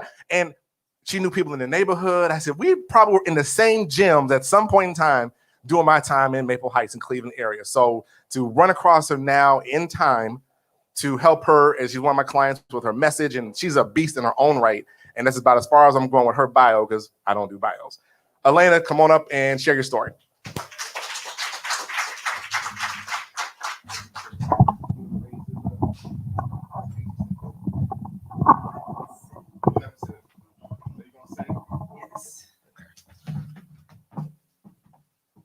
Hello, everyone. My name is Elena Holloway Carpenter. As Mark said, I am from Cleveland, Ohio. Please forgive me, I got dressed in the airport, so I'm trying to pull myself together. Thank you. Such an honor and a pleasure to be here. I asked Mark, so let me just tell this story really, really quick. So when I first got with Mark and we started the coaching, he talked about his birthday and how he has this big event for his birthday, you know, and I said, oh my God, so when is your birthday? And he told me, and then he said, but my party's gonna be on that Saturday. I'm like, oh my God, no, it can't be on that Saturday. I just met him, right? Like he asked me to come to the birthday party and he said, well, why not? I said, because I'm gonna be in Atlanta, have it on Sunday and I'll fly back in time. So this is how I'm here. So thank you, Mark, for the opportunity, because some great things happened on my way here that would not have happened had I not been here today, if it would have been yesterday. So thank you for that.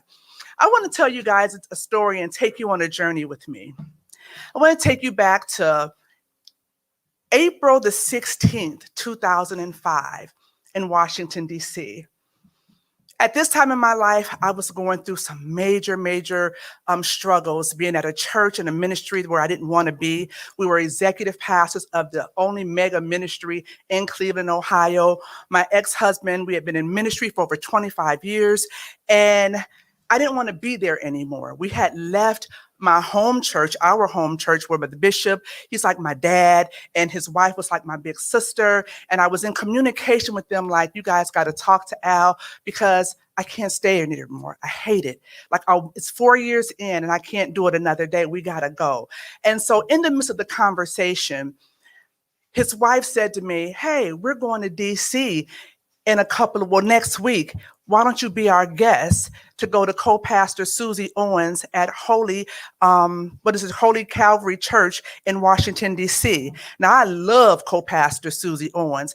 And I thought, absolutely, they paid my way to go. We were excited. I got there every night. It was a huge lineup for this particular conference. It was, from Juanita Bynum at that time, all the way up to my favorite person. And so we get there that night on my favorite person. Every night was going higher and higher and higher. People were getting healed, delivered. It was incredible. And so the last night, my favorite person, Evangelist Wanda Parker Frazier from New York, who now resides in Virginia. And she was a powerhouse. I had a relationship with her because when she would come to Cleveland, I would do her hair because that's my background. I was a stylist for 37 years in Cleveland. And so I was on the front row because I was guest of the bishop and the first lady. And so because of that, I was with their security on the front row. And so in the midst of Evangelist Parker ministering, she was preaching the kingdom down. And all of a sudden, it stopped.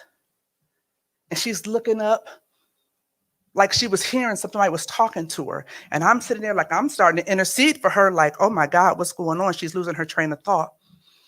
And she began to weep. And I'm looking like, okay, this is different. And she began to prophesy that somebody in this room, in the next 7 days, when you return from this conference, the life that you know will be no more. She said, you are about to experience the most devastating thing you've ever experienced in your life. She said, it's going to be almost unto death, but you're not going to die. And the audience was quiet just because it was all, yeah.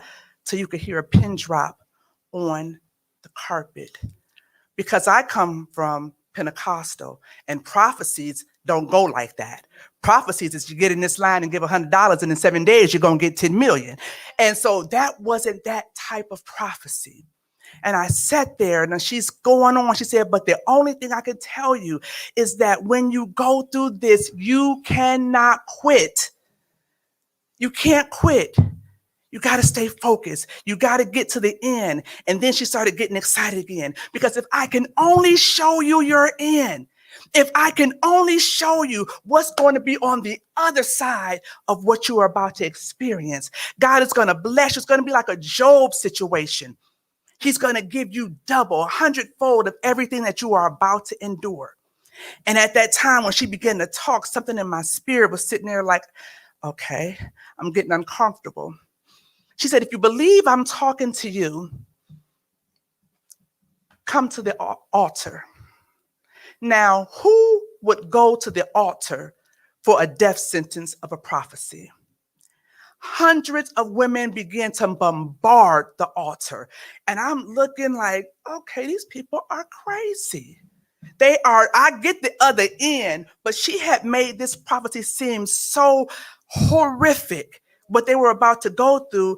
I'm sitting there, and I stood there on the front row, and I caught eyes on the platform to the first lady who I was there with, and her nose was red and tears was rolling down. She knew, and I knew that they were talking about me. And I stood up. You know the part in the Bible when Jesus is at the Last Supper and he says to the disciples that someone amongst this table is going to betray me. And I'm sorry, his name just completely. And Judas looked at him and said, is it I, Lord? I stood there on that front row.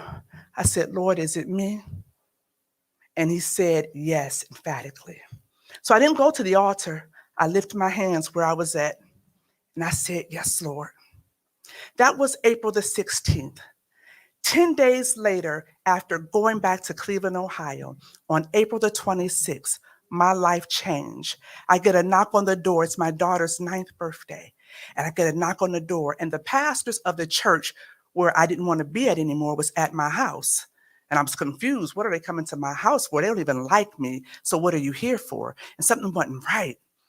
Oh, is Pastor Al here? He's here. I call Al. He comes down the stairs looking all kind of crazy. He sits down.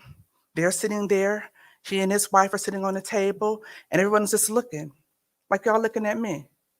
And I was looking at them because I have no idea what they're here for. And they said, well, Al has something he wants to tell you. Now, let me tell you about Al. He was my boyfriend since I was 15 years old. So at this time, we had been married for 17 and a half years, going on to 18 years. And so I'm thinking, well, what do he got to tell me that has nothing to do with them? And he tells me that he has had an affair in the church with a young lady who I was mentoring. Oh, and she might be pregnant. And I sat there and I looked at everybody. Okay, I asked them to leave. They wanted me to respond, but remember, they didn't like me. So I felt they were using this opportunity at this time to see me break down. But that wasn't going to happen, because what he and I have to discuss will be with he and I. Make a long story short, they finally left. And you know how it went crazy. I'm not willing to stay at that space, but I want to take you someplace here. And so because this is the only mega ministry, we are the executive pastors, everybody in the city of Cleveland, small space, especially when you have a mega ministry, you're this big hairstylist, everybody knows you, right? And so they had to discipline him. And I didn't know what the discipline would be. They told us that they would do it quietly, that they would talk to the elders and the ministers of the church. Now, meanwhile, I'm back in conversation with the bishop and his wife, like, oh my God, what is going on? I'm losing my mind over here. What is happening? He said, well, they're going to discipline them. You know that. I do. He said, I said, but I don't know what they're going to do. He said, well, they said it's going to be small. I said, okay. We get a phone call, come to church on Wednesday night for Bible study. We're going to do it Wednesday night. So I'm thinking they're going to take him in a room, right? And in front of all the ministers and deacons and whoever else that needs to be, that's in leadership, to deal with this situation, right? But that didn't happen that way. This particular night when we pulled up, we were normally known for they were known for between 7,000 and 1,000 members at Bible study. But this particular night, cars was everywhere. I had never seen so many cars. I'm like, what is going on? We go in, they're doing baptism on Wednesday night. So not only was the members there, but the family members of the people who were getting baptized was there. It was over 3,000 people there. And I'm sitting there like, okay, well, when are we going to do this? And the pastor get up, he runs to this big stage in front of all the people and say, Pastor Al, come on up here and bring your wife. Now, at this point, why am I coming to the stage? Because I didn't do anything. Not only had he had an affair and the young lady might be pregnant, he had relapsed to crack cocaine after being free from drugs for almost 18 years. So he brings us on this stage in front of all these people and said, oh, it's because, he go through all this thing. This is breaking my heart. I'm going to have to do this in front of all these people, y'all. And I'm standing there. And he said, Pastor Al is no longer Pastor Al in this church. His name is Brother Al. We are taking him down from leadership with his lovely wife standing next to him. He has been caught in a moral failure. The audience devastated. And I stood there by his side thinking, what have I gotten myself into? And I'm looking around at all the people. They're crying, they're weeping. People are getting up, walking out because they loved us. Leadership didn't like me, but the people did. And I stood there looking at their eyes. And then he says, so this is hard. I'm going to pray for them. They're going to make it through. We're going to put them in counseling. And they're crying and they falling out on the floor. And I'm still standing there. You will not break me. And I stood there.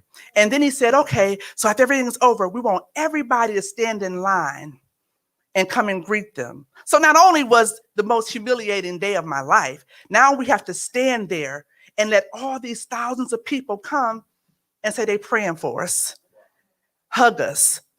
And I said, God, I just looked up. He said, Elena, all that 3 weeks leading up to the first day of them coming to my home, he never said anything to me. I was sick. I went from a size 16 to a size 10 in 3 weeks.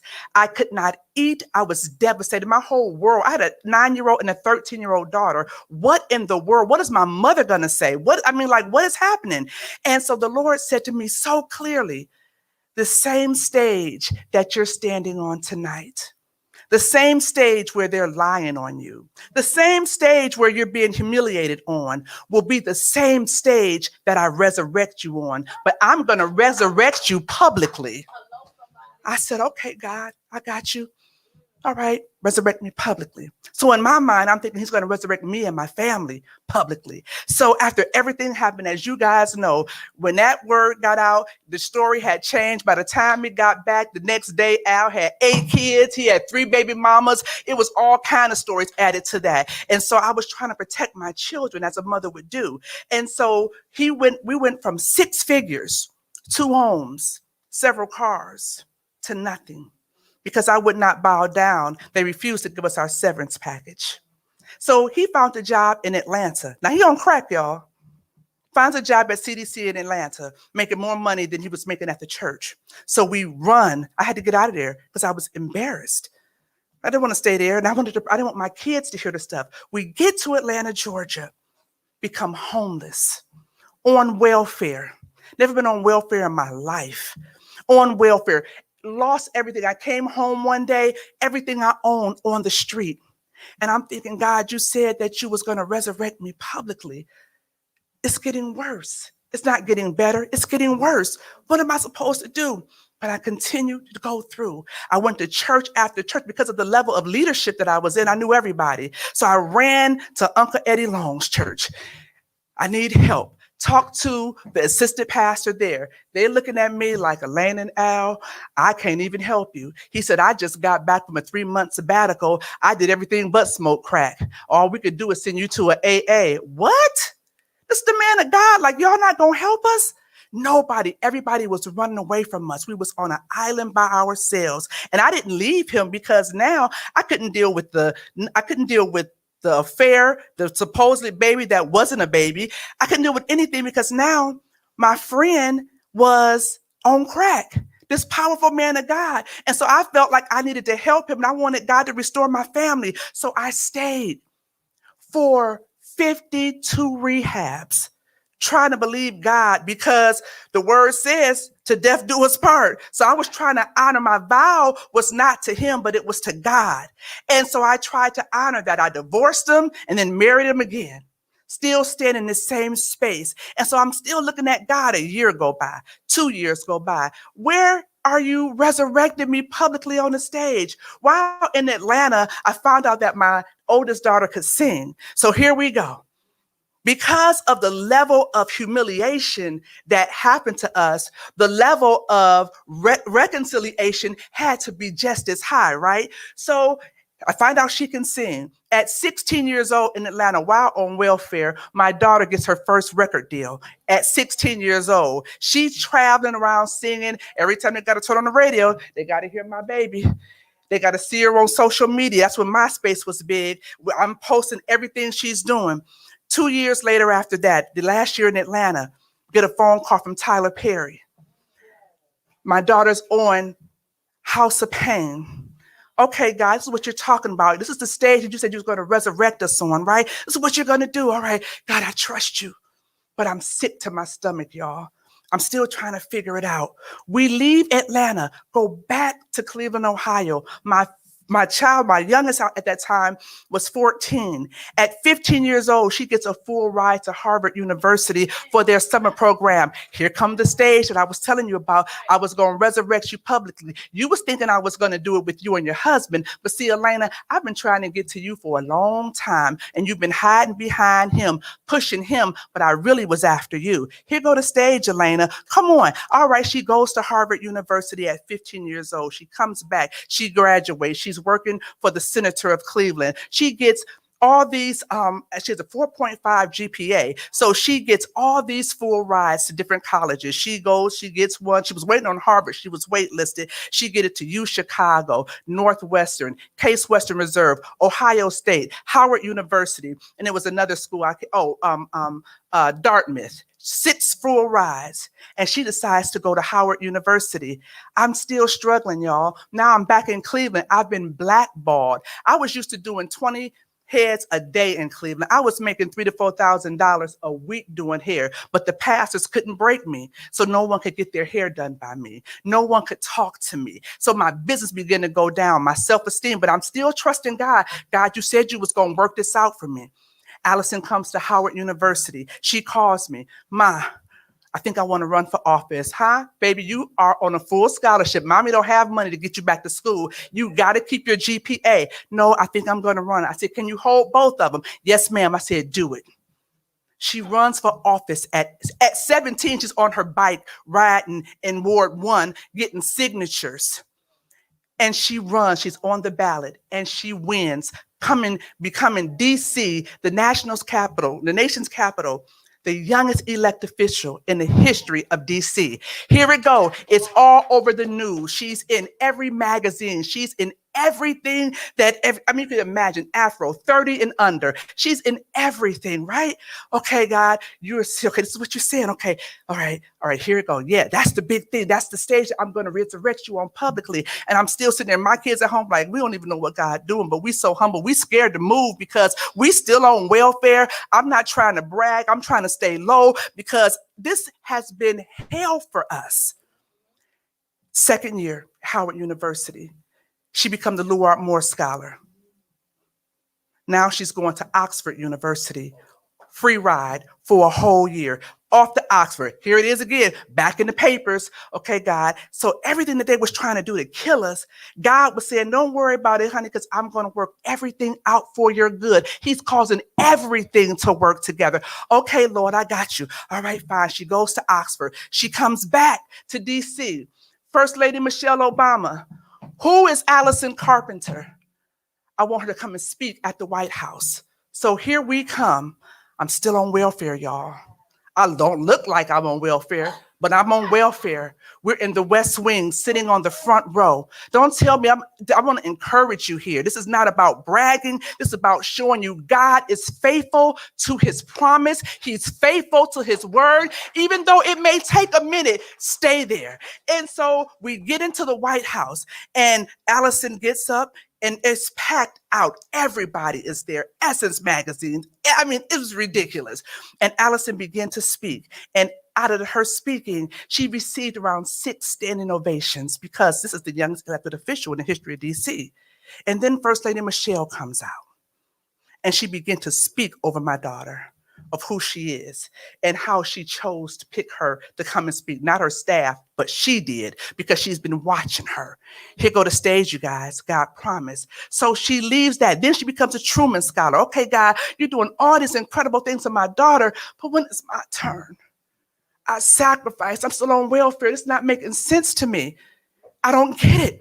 And so I get back, I just keep on going. Mark kept asking me in our sessions, Elena, how did you get to the other side? And I couldn't really put it I couldn't put it in words because, especially as Black women, we just keep it moving.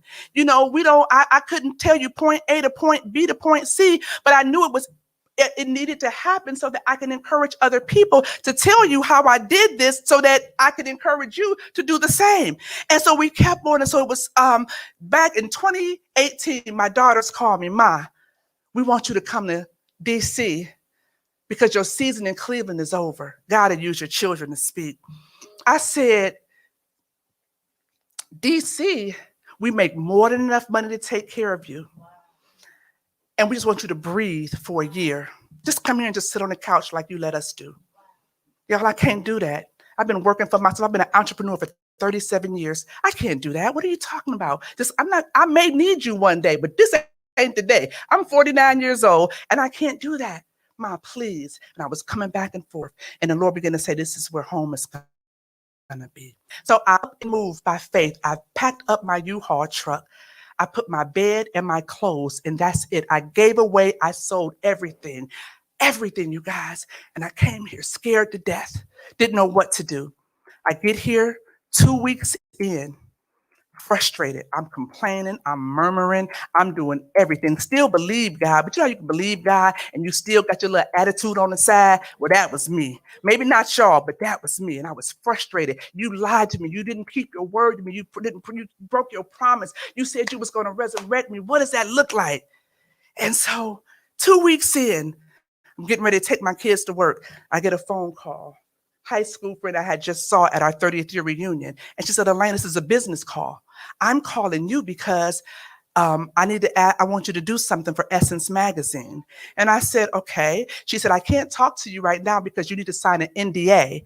I said, okay. She said, but I can tell you a little bit. She said, I need you to come to Cleveland. I said, but I don't do hair anymore. She said, okay. I said, I don't even live in Cleveland anymore. I live in DC. She said, okay, well, we'll fly you in. She said, but it's a photo shoot. And all I could tell you is that he's really tall and you're going to style someone from his family. And the photo shoot is in Akron. I said, okay, LeBron James. All right. So I guess I'm going to style Savannah. I said, is it paid? She said, yeah, it's paid. She said, send me your invoice of what you're going to do. So I signed, sent the invoice of what I charged. I didn't even know what to charge because I had never did this all what she wanted me to do. So I Googled it and I found it out. So I sent it off. They flew me in. I get to Akron. I go to Saks Fifth Avenue and I begin to pull clothes because I'm styling her. I had to hire a hairstylist, a makeup. I had to do everything for the photo shoot. Styled everything, got all the clothes. I get to Akron, Ohio. I lay everything out. And the Lord began to tell me that you're going to minister to her. And I'm thinking, no, I'm not going to do that. I'm going to go ahead and dress her and I'm going to leave. She gets in, I dress her. The photo shoot goes off without a hitch. It was incredible. She loved it. Thank you, Elena. Thank you. It was nice to meet you. Let me walk you to the car. Let me give you my book, too. Give her my book, walk her to the car, come back in. They asked me to stay. By the time the driver drove me back to the airport, you all, I get a phone call. This is LeBron James' assistant. And we're just calling to let you know that we really, really enjoyed you. Miss James loved you. I said, well, I loved her, too. She was really good. She said, no, she really loved you. And she wants to hire you. I said, hire me. Now, I don't have a job, y'all. I live in DC now. She lives in Akron. I said, hire me for what? She wants you, I guess, to be her person. I don't know. She just wants you to be around her. She just wants you to be around her. And I said, maybe you'll be her stylist. We'll figure that out later. But if you say yes, we're going to fly you to New York for the unveiling of LeBron's shoe with Nike, the strongest campaign for the opening of New York Fashion Week. If you say yes. I said, can I give you an answer tomorrow? She said, yes. I turned my phone off. I was in the airport. I began to spin. Thank God. Tears was rolling down my face. I was going to say yes, but I didn't want to seem real thirsty, you know. So I got on the plane, got there, got home, and I responded. Why am I telling you this? Because sometimes some people in here, that it has to be for a reason. God has made a promise to you, and it hasn't happened yet. Wait. The Bible says, weeping may endure for a night, but joy comes in the morning. So when Mark asked me for my 3 things, what did you do to get here? The first thing was, I didn't quit. That word stayed in the back of my head. Don't quit. And that was the number 1. Number 2 was, I had to put faith over fear. Did faith over fear. I had to counteract every time I was afraid. What does the word of God say? Okay, the word says this. Number 3, I had to forgive. That was the hardest thing, because everyone tells you, oh, just forgive. Oh, I forgave them. No, it's not. Because anytime you can still say that name or see their face and it sting or makes you uncomfortable, something's still not done there. And so it took years. Let me be very clear. It was not overnight. It took years to forgive all of them for what they had done. And the last thing Minister Chris said, I had to acknowledge everything that I had done.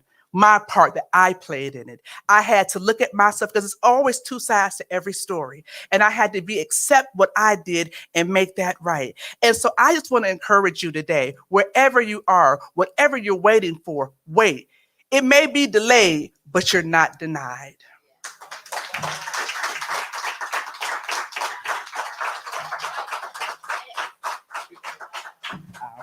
And you want me to come behind and talk to you behind that? Okay.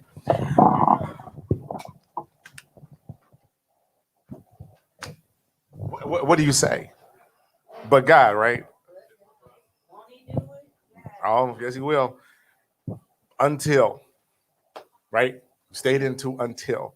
Yeah. So again, so we've been working on this on a couple questions, and we got to move. Working on the concept of getting this story. The story is so massive, y'all. It's like the stage. It's so massive, and it's such, you can't contain God, obviously. And the story has to be a position where we can deliver it in 45 minutes and drop the heat and whatever. And there's more to it. And I'm sitting here trying to condense this without losing the essence of what happened, to make sure she can be who she truly is on the stage. And it's been a challenge, but it's good because it's her story. And it keeps getting added onto every time I talk to her. So you now are styling and work with Gloria James. I'm image strategist. Image strategist with Gloria James. What are the type of things you're doing now, and what are the things you're now doing in DC as because of all that? So what happened is, as her stylist, she began to say that she wanted her own brand, her own lane. She loves her son, but she was ready for her. She's not on social media. And so she wanted me to do it. She trusted me to do that for her. So I went from stylist to a image consultant, and I started my small business of I Am Elena Image Strategist. And so I help businesses and companies rebrand themselves. I style them. We do photo shoots. You talked about the headshots. Oh my God, it's like driving me nuts. So I help people and businesses with that. And I'm also finishing up my second book entitled Free: How Therapy Changed My Life. Because after I wrote the first book, right, I thought I was good. But everything that I endured, staying with a man for 52 rehabs, is a manifestation of something deeper. And I didn't understand what that was. And so I had to check into therapy. And so for a whole year, I sat and unpacked. And so I'm going to invite my readers in to journey with me through my therapy sessions, because we know in the Black home, what goes in the house stays in the house. And unfortunately, it is to our detriment. And so I am, again, an open book. I'm going to invite you guys in from session 1 all the way through session 8. It was the first book you put out is called what? Behind Church Doors: Overcoming Church Hurt. We all know church hurt is a real thing. one of them things that they don't talk about. This is why I said she'd be a great guest for your channel. This is a tough conversation everyone wants to have because we as Black people, we have our pastors and ministers on a space that God said no man should enter, but we put them up there anyway. Yeah. And forget that they're human. Yeah. Anyway, so you got the book, you got things coming off, and now in DC, you're doing what now? What are we doing in DC? So in DC, I have my company, I Am Elena LLC, Image Strategist. I have an office in DC. This is so amazing since timing is everything, you guys. I just have to say that. And so I'm going through a program through Congress Heights Small Business Training. I know, right? I was about to say, right? That's a Cleveland thing. But I'm going through this program where I live in Ward 8, and they have so many incredible opportunities for business owners where they're doing all this stuff for me for free. So with that, they were so impressed by what I was doing that they have given me 2 major contracts. They're training me, but now giving me contracts to help businesses resurrect from COVID in the Ward 8. And then I am next 3 weeks, I'm going to New York. I have contracted out with Saks Fifth Avenue and all the Black designers, and I'm doing a photo shoot for Gloria James with all Black designers in Washington, D.C. So I'm real excited about that. Did y'all know Saks had 5 Black designers? Right. So yeah, that will be happening. Black designer, any Black designer. So yeah, so that's what I'm doing right now. I'm getting ready for this major photo shoot with all the Black designers at Saks Fifth Avenue here in DC with Gloria James. Beast.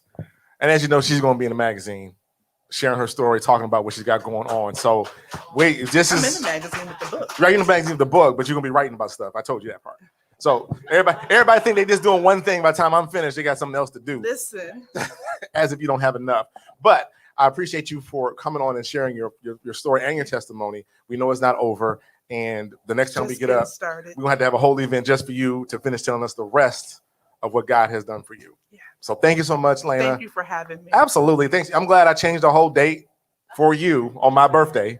So that's fine. No, listen, I just got to say this. On the way here to the Uber today, a gentleman is driving me, right? He had an accent. So he was listening to me on the phone. I'm getting my website redone. I'm getting all my social media. I got people doing stuff for me. And so I'm talking. So he said, well, what do you do? And so I'm telling him what I do. He said, oh my God. He said, he said, have you ever thought about going to Africa? And I said, we were talking about international. I said, well, my daughters and I would love to come to Africa. He said, I'm the president of business companies, and I want to get your book over in Africa, but I want to have you come and speak. So I'm looking at him, but he's driving an Uber, right? Don't never judge a book by its cover. He said to me, today is my first day driving Uber, and you are my first person. Don't tell me. God will order your steps. He will bring all things together. So I don't know what's going to happen in Africa, but I know something going down in Africa.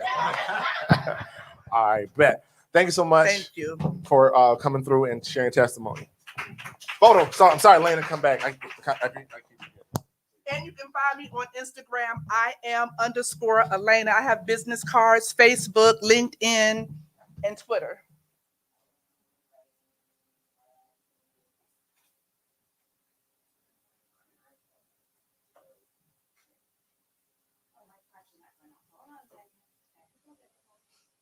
I am sweating so good. Thank you.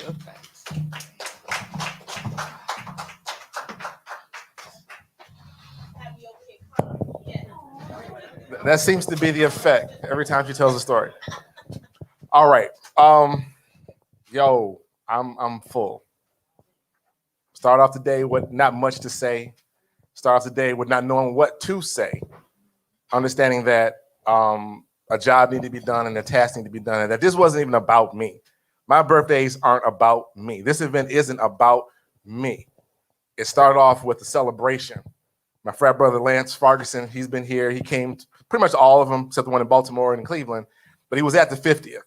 And just how the bros come out was amazing. And I'm highlighting people. I got caterers. Come tell us about your business. Oh, Mark, what about you? No, don't worry about me. No, it's not about me. And the feel of people who are just reluctant sometimes to tell what you do. And I'm sitting there saying, well, if God didn't give you something to say, shouldn't you say it? That's how I feel about it. He's giving me something to say. I feel I need to say it. Now, it may not be the nicest. It may not be right all the time. And sometimes I don't give the answer. Sometimes I won't do it. And every time I don't, I pay for it. There is a consequence for not being obedient, right? Obedience over sacrifice, right? You sacrifice. And I feel like sometimes the stunt growth of what I've been trying to do all these years is partly because of what I wouldn't do when I was told to, or put in front of me to do, and I chose not to. I chose something to the left and not to the right, right? But God is still faithful. He's still going to bless, but he's like, when you figure it out, let me know. I already know when you'll figure it out, by the way, because I know everything. I know when that's going to happen. When you get there, let me know, because I'm already there. I was like, but wait a minute. So did things happen? So, we go through different changes in channels, whatever. Brother Jackson, having gone through divorce and trying to raise the kids and do that and not be that dad. Not be that dad that, whatever. I had this thing where if you were a divorced dad or a dad that's present and wouldn't take care of your kids, you couldn't hang out with me. You couldn't kick it with me because I had issue. I don't give two flips. If all you can do is pay that number, then you need to pay that number. Right? And it was a challenge because I'm doing whatever. And my results are sitting over there. My number 2 over there is sitting there, right?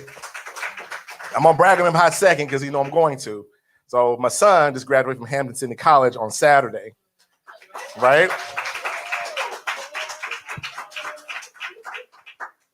The Monday before graduation, Monday was it the Friday? You heard from Case? The Monday. All right, so he's applied to go to medical school. Let me run the story back. Apply to go to medical school, and I'm gonna run the numbers. 14 applications. Quick. 14 second applications. Awesome. 4 interviews. Let me know if I'm wrong. Right? 4 interviews, 4 wait lists. All right, that's amazing in itself right there. First of all, you got to respond. He's like, oh, I'm not gonna get it in, not gonna get it in, not gonna get it in. So pause. Me and my son are dealing, right? And I'm happy to, I'm mad at COVID, but I'm thankful for that 8 months that we had together. I was with him on his 21st birthday. We were supposed to go to Vegas, live it up, do whatever. We was on the deck smoking cigars, talking about life and having king conversations, what we was doing. And so during that time, I got to watch my son grow. I got to see things that I wouldn't have normally gotten to see because he was in my presence. Right? So we get through all that, have all this, we're about MCAT and I'm looking, pondering life and all these wonderful things. I'm thinking like, you think you made some mistakes. Them ain't mistakes, bro. Let me tell you about some mistakes. Those ain't mistakes. So we get through all that. And so we get through, go back to school. I know he's stressing. I know he's worried. Like, I'm not gonna get to medical school. I didn't do enough. Everybody's on ice. Here comes the University of Cincinnati. Dad, I got into Cincinnati. We're like, oh, thank God, thank God, thank God. I said, bro, you excited? Yeah, I'm okay. This and the third. We signed the papers? I'm not sure yet. He's waiting. I said, okay, cool. Do what you need to do, bro. You got 1 in the pocket. Let's go. What you gonna do? You can sign now and go to Cincinnati. It's like, let's make a deal. You can sign now and go to Cincinnati and be done and be worry-free, or you can wait. But how long can you wait? So in his mind, he didn't answer me, but he said, I'm gonna wait. His number 1 overall seed was the Case Western Reserve. Case was silent. UVA was silent. Eastern Virginia, whatever, was silent. Okay, bet. Looks like we're going to Cincinnati, bro. So he texted me, right? Graduates coming. I was like, hey, Dad, we need to get to Cincinnati. I was like, oh, now you ready to play? Okay, we get to get to Cincinnati, get his paper signed. I don't care where you go, as long as he said my med school. But this ain't my dream. I'm just on for the ride. So he says in the middle of the text, hey, we gotta go to Cincinnati. Bet. 9-hour drive. Oh my God, full circle. My dad had aneurysms. He was at Cincinnati. You're going down to Cincinnati. And he goes, yeah. And we need to go to Cleveland. I'm like, what in the hell are we going to Cleveland for? Oh, there's only one good reason outside of seeing my mama. We're going to Cleveland. We're going to Case. He said, yep, I got in. I said, Negro, what we waiting on? Let's pack it up. Let's go. He's talking about, let's go see Cincinnati. I'm like, what for? I don't like Cincinnati. No way. I'm riding with Cleveland. I'm riding with Lana. Winnie, I'm riding with Cleveland. That's what we doing. Go Browns. So the return of Wiggins to Cleveland is taking place. We go to Cleveland, we get the Case, and he walk around and got all ordered out. You drag him all over the city, seeing things, whatever. We walk into the new medical facility. 2 years old, but only a year and some change used because of COVID. They're happy to see him. Like, this Negro right here, we know about you. Your work preceded you. The time you put in preceded you. We know who you are. When a dude dropped the numbers, Marcellus was at 8,000 or 4,000, I can't remember, applicants. Somewhere I'm going to say 8, we're going to run it. 8,000 applicants, only 216 accepted. And there he is, right there, right? So I say all this to say I'm proud of my son. Absolutely. Taking his own journey, doing what he got to go do. I'm just along for the ride.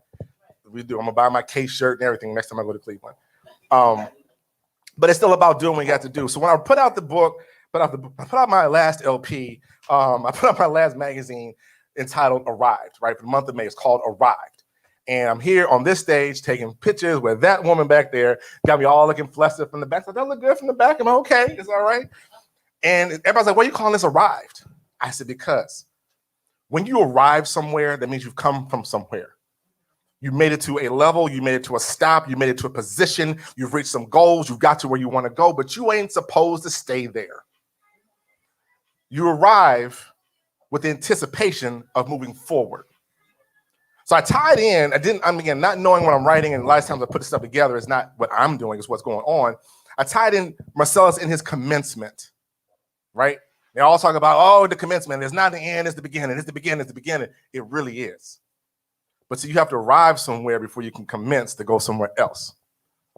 And that's what was happening. It really wasn't about me that month. It was about my son. It was about his arrival and becoming this thing that he wants to become. And now he has to go commence and move forward. So the magazine was all about that. And so when I'm sitting here thinking, what am I going to say today to the people to keep motivated, whatever, I just have the simple questions. When is your arrival? When you going to get there? Or if you gotten there, how long you staying? Arrival is not meant for comfort. Arrival is a break. Arrival is this, that, and the third. You land on the plane. Welcome to DC. Your time is now 14:40. You have arrived. You don't get to stay on the plane unless you're flying Southwest. They can keep you moving. But at some point in your flight, you have to what? Get off the plane. And you have to, in my world, get off the bench and go do something. So the question is, what are you going to do? If you don't have a plan, if you don't have a system, you don't have a vision, I'm saying you ain't paying attention. Everyone's been given a vision. Everyone's been given something to do. The choice is, are you going to engage that thing? Or are you not going to engage that thing? The more that you don't engage that thing, the struggle is real. And now you're faced with the decisions. Do I stay? Do I quit? If I quit, who are you really quitting on? Quitting on yourself.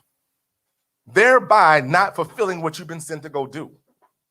It's not easy. For the entrepreneurs in the room, we all understand that I'm going to jump out here and do something that all my friends tell me I'm crazy to do, and I got to turn around and ask the same people to come support me so they can tell me how crazy I am, but if I don't ask it, I'll never get. You know what I'm saying? Mark, you doing a magazine? What else you got going on? Don't worry about all that. I'm doing this magazine. Well, how many subscribers you got? How big is your reach? It's Sunday. I got something for that answer, but it's Sunday. Don't worry about it. The question is, do you want to get in or not? Don't worry about me. Worry about you, because I got me for sure. I know what this is going to do, but can you make it do for you what you needed to do? Don't worry about, don't look for the free ride. Don't look for my 15,000, 20,000 member reach. Don't worry about my reach. What's your reach? 2, 4, 6. Okay, take your 6 and my 20,000. Now you got 20,006. So come on, play. Come on and play. You so busy worried what someone else has, you can't pay attention to what you have. You know what I'm saying? And if when you so busy focusing on me, I can't focus on you, and I'm thriving over here, and you struggling, and you get mad at me. Look at him, look at him, look at him on the cover, got on gray sweatpants and everything, and t-shirt. People I know would have me wearing gray pants and t-shirts on fronts of covers. I refuse until I work out. Maybe at the end of the summer we can work that out. But I can't get with understanding why everyone's so concerned. So when you're talking to people about your vision and your dream, Joe, and you're talking to people about coming in and taking advantage of your opportunity, all we can do is present it, right? All we can say is come along. I used to be offended. You don't want to ride with me? Now it's a matter of sweet, because there's a better seat for someone else who really wants to be here. Who wants to be here. When someone like Jackson comes along and he's so enthusiastic, he made me uncomfortable. Like I'm not in it enough. Like he's all in. Like I ain't met this dude. Like I gotta post more. I ain't lying. I'm just every time he sing a post, I gotta repost. I don't want to let him down. I want to let him down. I don't want to let him down. I don't want to. That's part of his marketing thing. It's part of my. It's cool. But he can have more passion for my magazine than I do, and he doesn't. He has more passion for the opportunity to make his book grow and go, and our partnership. And that's what this is about. So I'm going to support. So while we're sitting around trying to figure out what you're trying to do, as you arrive at your next level, the question is what you're going to go do next. By show of hands, how many of you actually got some plans for the next thing you're going to go do? Right? Other question, if that thing showed up before time, would you be able to make the move? Right? Most people make the move, right? Well, congratulations, y'all, a select few. Most people don't have the next steps together. They ain't got the step they own together. And that's okay. But what's not okay is that you stay there thinking that it's the right thing to do, right? We talked about it on one of the things I was talking about, building a deck with my dad. And just the fundamentals. It was like those conversations that I now call king conversations, because me and my young king over here need to have some discussions. I got to talk to him about the stuff that you ain't privy to, but you need me to have these conversations with him. So when he's ready to talk to your daughter, that he can be the dude he needs to be. King stuff. It's Sunday. King-ish. We're talking about doing king stuff. We're talking about showing up as men. We're talking about showing up and just doing what you're supposed to do. Now, people, when I first started this concept, I was talking to Jackson about this king concept. And the first thing that popped in my mind was, oh, you think you're going to just come in and tell me what you're going to do, how you're going to run the house and be this and the third, you the man, you the head, not the tail, all that. I'm not there. I'm not there. That's some other relational stuff. I'm not over there yet.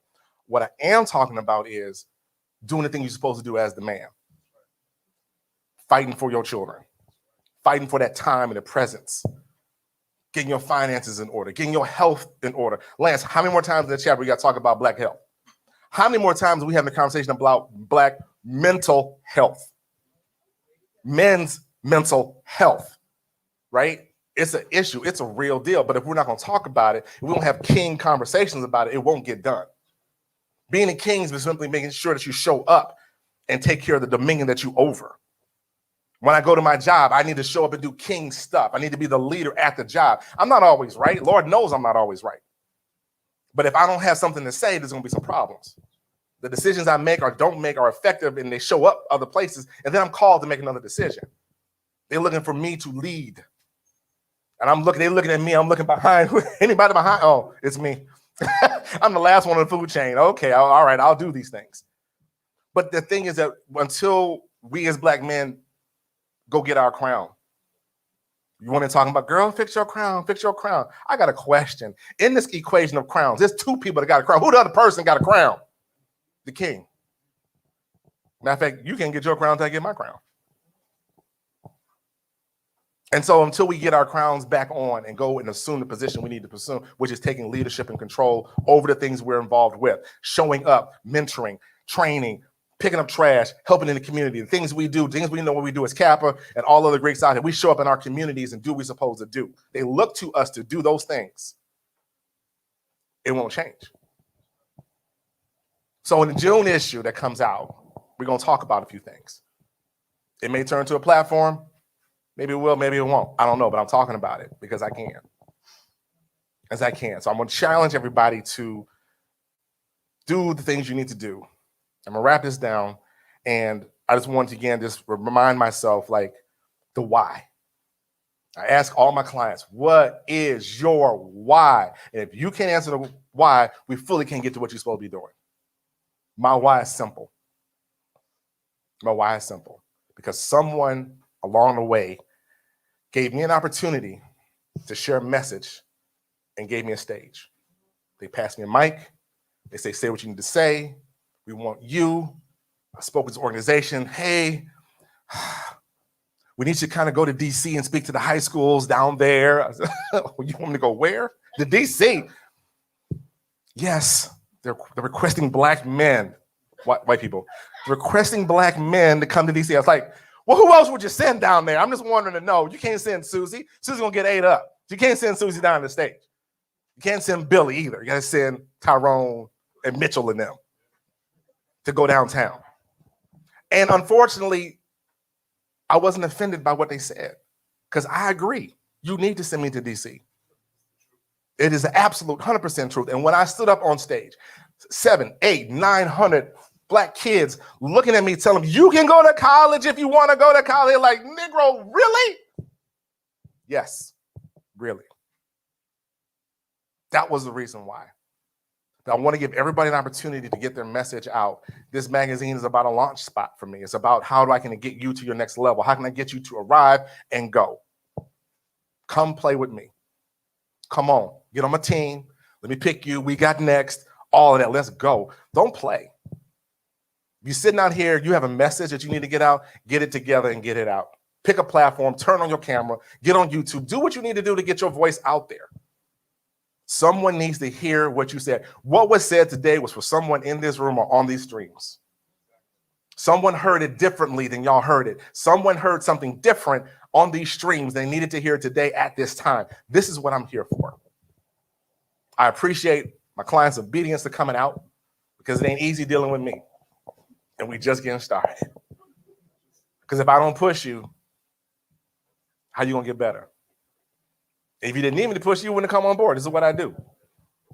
So anyway, I'll wrap it down. Again, the last thing before we go, on the 17th, which is the actual birthday, somewhere, everybody came the 16th, the 15th, I celebrate all month. We all know this, but the actual date is on the 17th. Ask my mama, she was there.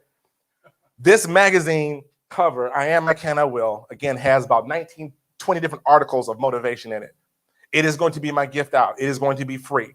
So if you have not followed me on Facebook or Instagram, follow me, drop your email in my DMs so we can get you a copy of this magazine. This is going to be an annual situation where I just send out motivation to you.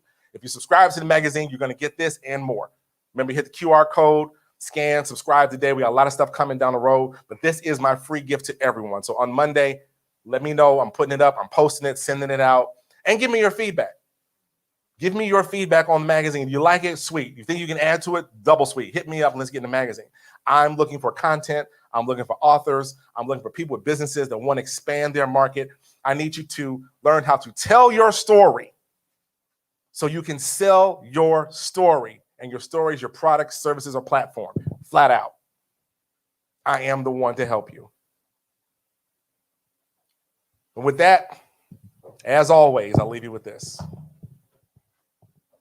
If you can reach your dreams with a stepladder, then they're probably too low. I'm out. Happy birthday to me. Thank y'all for coming. You can stick around. They open at 5, whatever. More drinks, more food. Thank y'all for coming. I'm sorry. I'm packing it up. Okay. I see you Tuesday. Oh, sorry. Go ahead.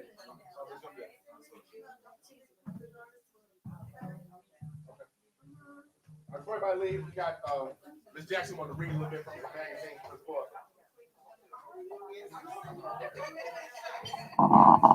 Thank you so much for supporting. Yeah, it's on. Hello, hello.